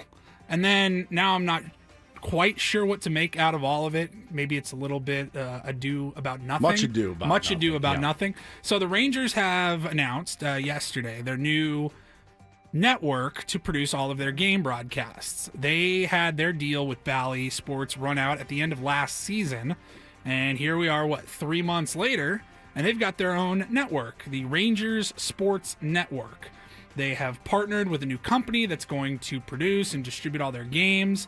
I believe I saw it's $100 a month. You get or $100 for the season. Oh, I was going to say, not a month, pricey. for the season, and that gives you access to the whole year, all the games, across a variety of platforms, et cetera, et cetera. And I was trying to. There's not a whole lot of details right now that are out on the Rangers network. A lot of information is still to come. So I go, well, why have the Padres taken? It's taken them over 2 years now, almost, to get a TV deal. And then I go, well, how similar is Rangers Sports Network to just what Padres TV is? I guess Padres.tv. Essentially, they're just. I guess, is it because MLB is producing all of the Padres games right now? I guess so. I mean, they're dressing it up with a business and probably hiring some people to help run it on a local level. The Padres could do that. You know, you'd have to hire like production teams and, you know, salespeople to sell more advertising, which they may need to do at some point. I don't know that that's going to be a huge moneymaker for the Padres, though, and I don't know how the Rangers are going to do here. They're taking a risk, obviously, taking all of this in-house because they now have to pay massive production costs and salaries for different people to make this work. But I would imagine, you know, long-term, they think that it's a smart move. But it's not like someone's stroking them a check for $100 million a year. Right, like, you know, the they're old the one. days. They're stroking themselves the checks Whoa, God bless. Jeez. to pay all of the you know, the salaries and production costs. As they, yeah, interesting phrasing there. As usual, it's a devious mind. Tim says Rangers are going to lose money on it. Yeah, I think you do for a while. Is it At one least of those initially, things, yeah. Like you get all the profit though because you're Eventually, running it? yeah. I mean, after you overcome all your startup costs and everything, you hopefully eventually make a profit. That's the idea. Will it happen in reality? I guess we'll find out. It's wild because I've told you guys this before. I grew up there, and the fever, and I know they just won a World Series they were not last year, but the year before. They won a World Series a couple years ago. I still don't get the sense that the Rangers are even in the top 3 of Dallas-Fort Worth sports. I don't. And that's having grown up there and then talking to we have a bunch of tier ones that live there. Our buddy Chris Chadwick, Josh Gorel. I mean, their broadcast territory, according to ESPN, spans over 5 states and has more than 16 million households. Okay, that's pretty in good. their region. That's pretty good. Now, how many of those will they get? It's negligible, I think. $100 a year. It's just based on the appetite for Texas Rangers baseball. But, you know, hey, listen, you brought Skip Schumacher in. That's going to help. That'll get you 4 or 5 houses right there. Okay? That's $500. I don't know that I just don't know that the world of broadcasting is going to support the old school, hey, we pay $50 million, $100 million, whatever a year for broadcast rights for a market. It works in LA and New York, maybe a couple of other places, but a lot of these sports companies, obviously Diamond Sports, they weren't doing well. That's why they went under. You know, the cost of broadcasting the games, they weren't making it up. And that makes it hard for other, TV stations to want to go in and start doing the same thing. Start stroking checks. Exactly. Right? But isn't Stroganoff. I hope you pulled what he just said, by the way. Oh, yeah. Mark it down. I've lost my train of thought. No, it wasn't the plan for all these teams that got kind of hosed in the Valleys thing. It wasn't the plan eventually for MLB to come up with one big happy family and take over and start disseminating funds and things like that? Yes, but we're that's years away. going to take a few years Okay. because, a lot of teams have longer term contracts with their TV providers. They can't simply unilaterally just end those deals that are, to the end of the decade. And So they're going to have to wait a little bit. Now, Nathan says, that is 5 times the market size of the Padres for context. It is. But I think per capita, there's more interest in Padres baseball here than there is in Texas Rangers I don't think there's any doubt baseball. to that. But, part of it's that you're the only game in town, essentially, in San Diego on a major league level, whereas Dallas has all kinds of options. 100%. And you can only watch so much sports. You can only go to so many games. Yeah. and they make their choice, and they choose the Cowboys and the Mavs and the Stars yeah. and then the Rangers. Yeah. Interesting. We will move on. We'll see how that Good luck develops. Yeah, good luck to them, and we'll see what happens there. All right, we'll move over to the NBA, and this is kind of a two-parter. The first part, not that important, but the dunk contest participants for next month's All-Star festivities was announced. Mac McClung from the Orlando Magic. The only interest there is that he's a very short person who won the last two. He's going for a three-peat, which has never happened before in the NBA. And he's going up against Stephon Castle, Matas, I'm not going to try to say his name, and Andre Jackson Jr. And I started thinking about that, I've never heard of that does any of those guys. I'm a basketball McClung fan. won it, didn't he? He did. He's won it the last two. So he won the last two Going in a for a row. three-peat now. All right, so I've heard of him. But So the I other guess one? that'd be the only interest. And I started thinking about it. I go, my God, that is just to sound like an old timer. Like, that's not the dunk contest that I grew up watching in the 90s and the 2000s, where you had Vince Carter and guys like that just doing some of the most insane. Now look, I see the highlights now. I don't watch the Saturday night NBA festivities, the All-Star festivities. You'll see the 10-second clip on Instagram or something. And, that was a pretty cool dunk. I can't sit down and watch it.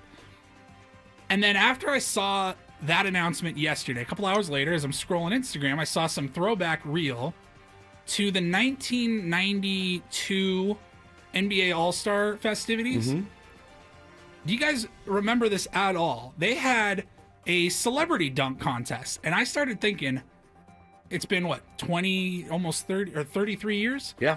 Maybe they need to bring that back, and that could save the NBA All-Star festivities. Well, so in 1992, you had Michael Irvin, Ken Griffey Jr., Barry Bonds, Chris Carter, Deion Sanders. Those were just some of the top athletes that participated in, they called it Slam Fest 1992.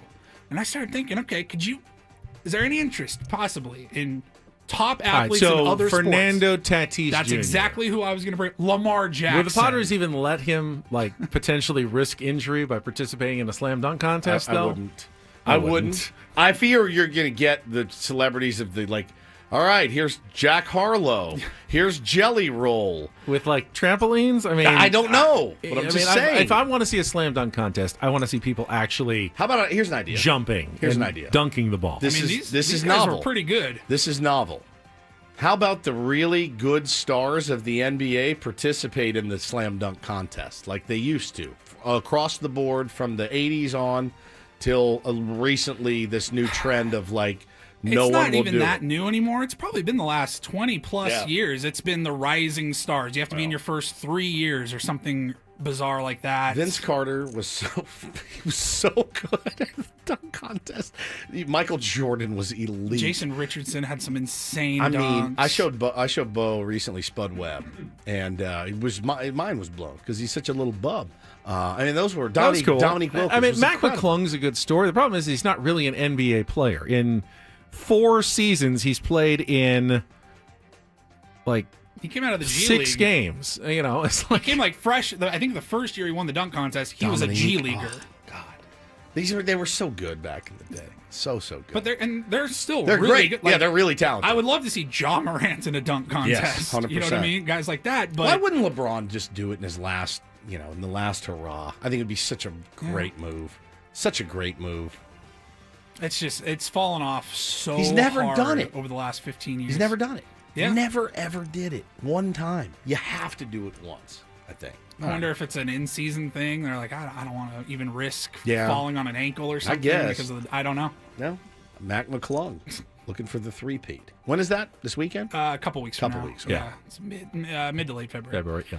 All right, and then finally, I thought this was interesting. Let's say it's date night and you want to go out to a movie, right? You buy your tickets online or at the box office. Let's say it's an 8 o'clock start time. You get there 7:45. You got to get your popcorn, your candy, your drinks, right?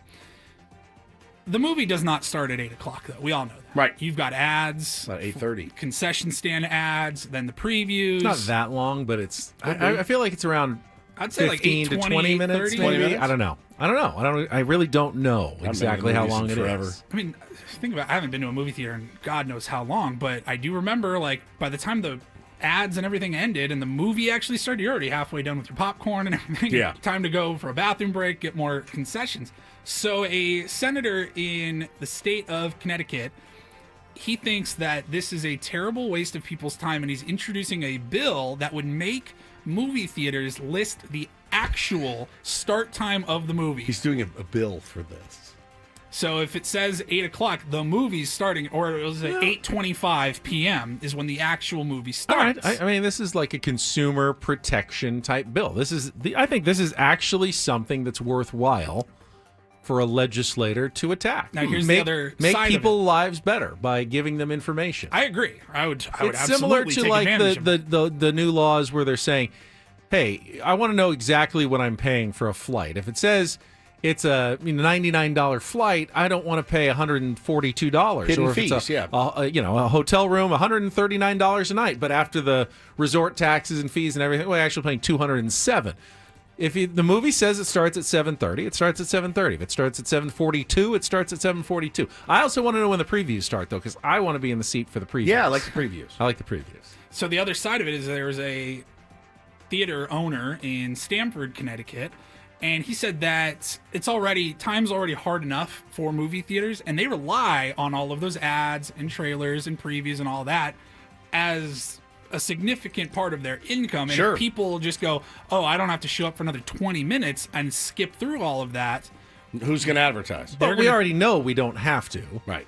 We just don't know exactly how long we have to Maybe get we meet there. in the middle. If you want to pay an extra fee or something, then it'll unlock the actual start time for the I movie. don't know about that. I feel like it's a colossal waste of time. I think movie theaters in general are a colossal waste of time. Some people like them. That's my opinion. I'd rather pay. I've paid for like movies. You can get them on Apple TV or something. Like in theaters, you pay like $25, $30. But You've never had. That's No. cheaper than going to the theater, and you get to watch from your own home. Yeah. Pause Very whenever little. you I need can't to. wait 6 months, a year and a half. I'm with for. you. We know. I'm with you. Just wait. We Patience. We know. Patience. Speaking of patience, I know some of you have been waiting for us to tackle the new story that just dropped. We'll just hand that over to Annie Austin. Just give you a quick rundown. What And is I've been happening? trying to just read it. Another story in the UT from Kevin Acey. The Seidler There's like one a day now. The Seidler brothers responding. Obviously, they had the story yesterday about Shields, the interview, and her side of it.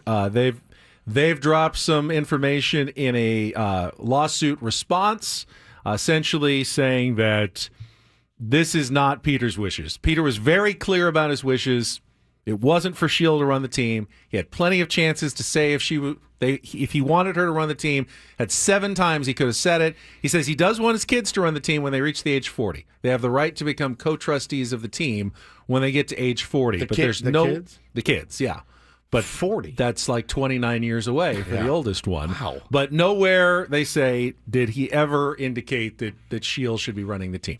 That's just the Do we latest. have actual sources this time? Because yesterday This is a lawsuit. infuriated me with all the unnamed people. No, this isn't a sources. story. This is just reading. This is like this a is just legal reading document. a legal document.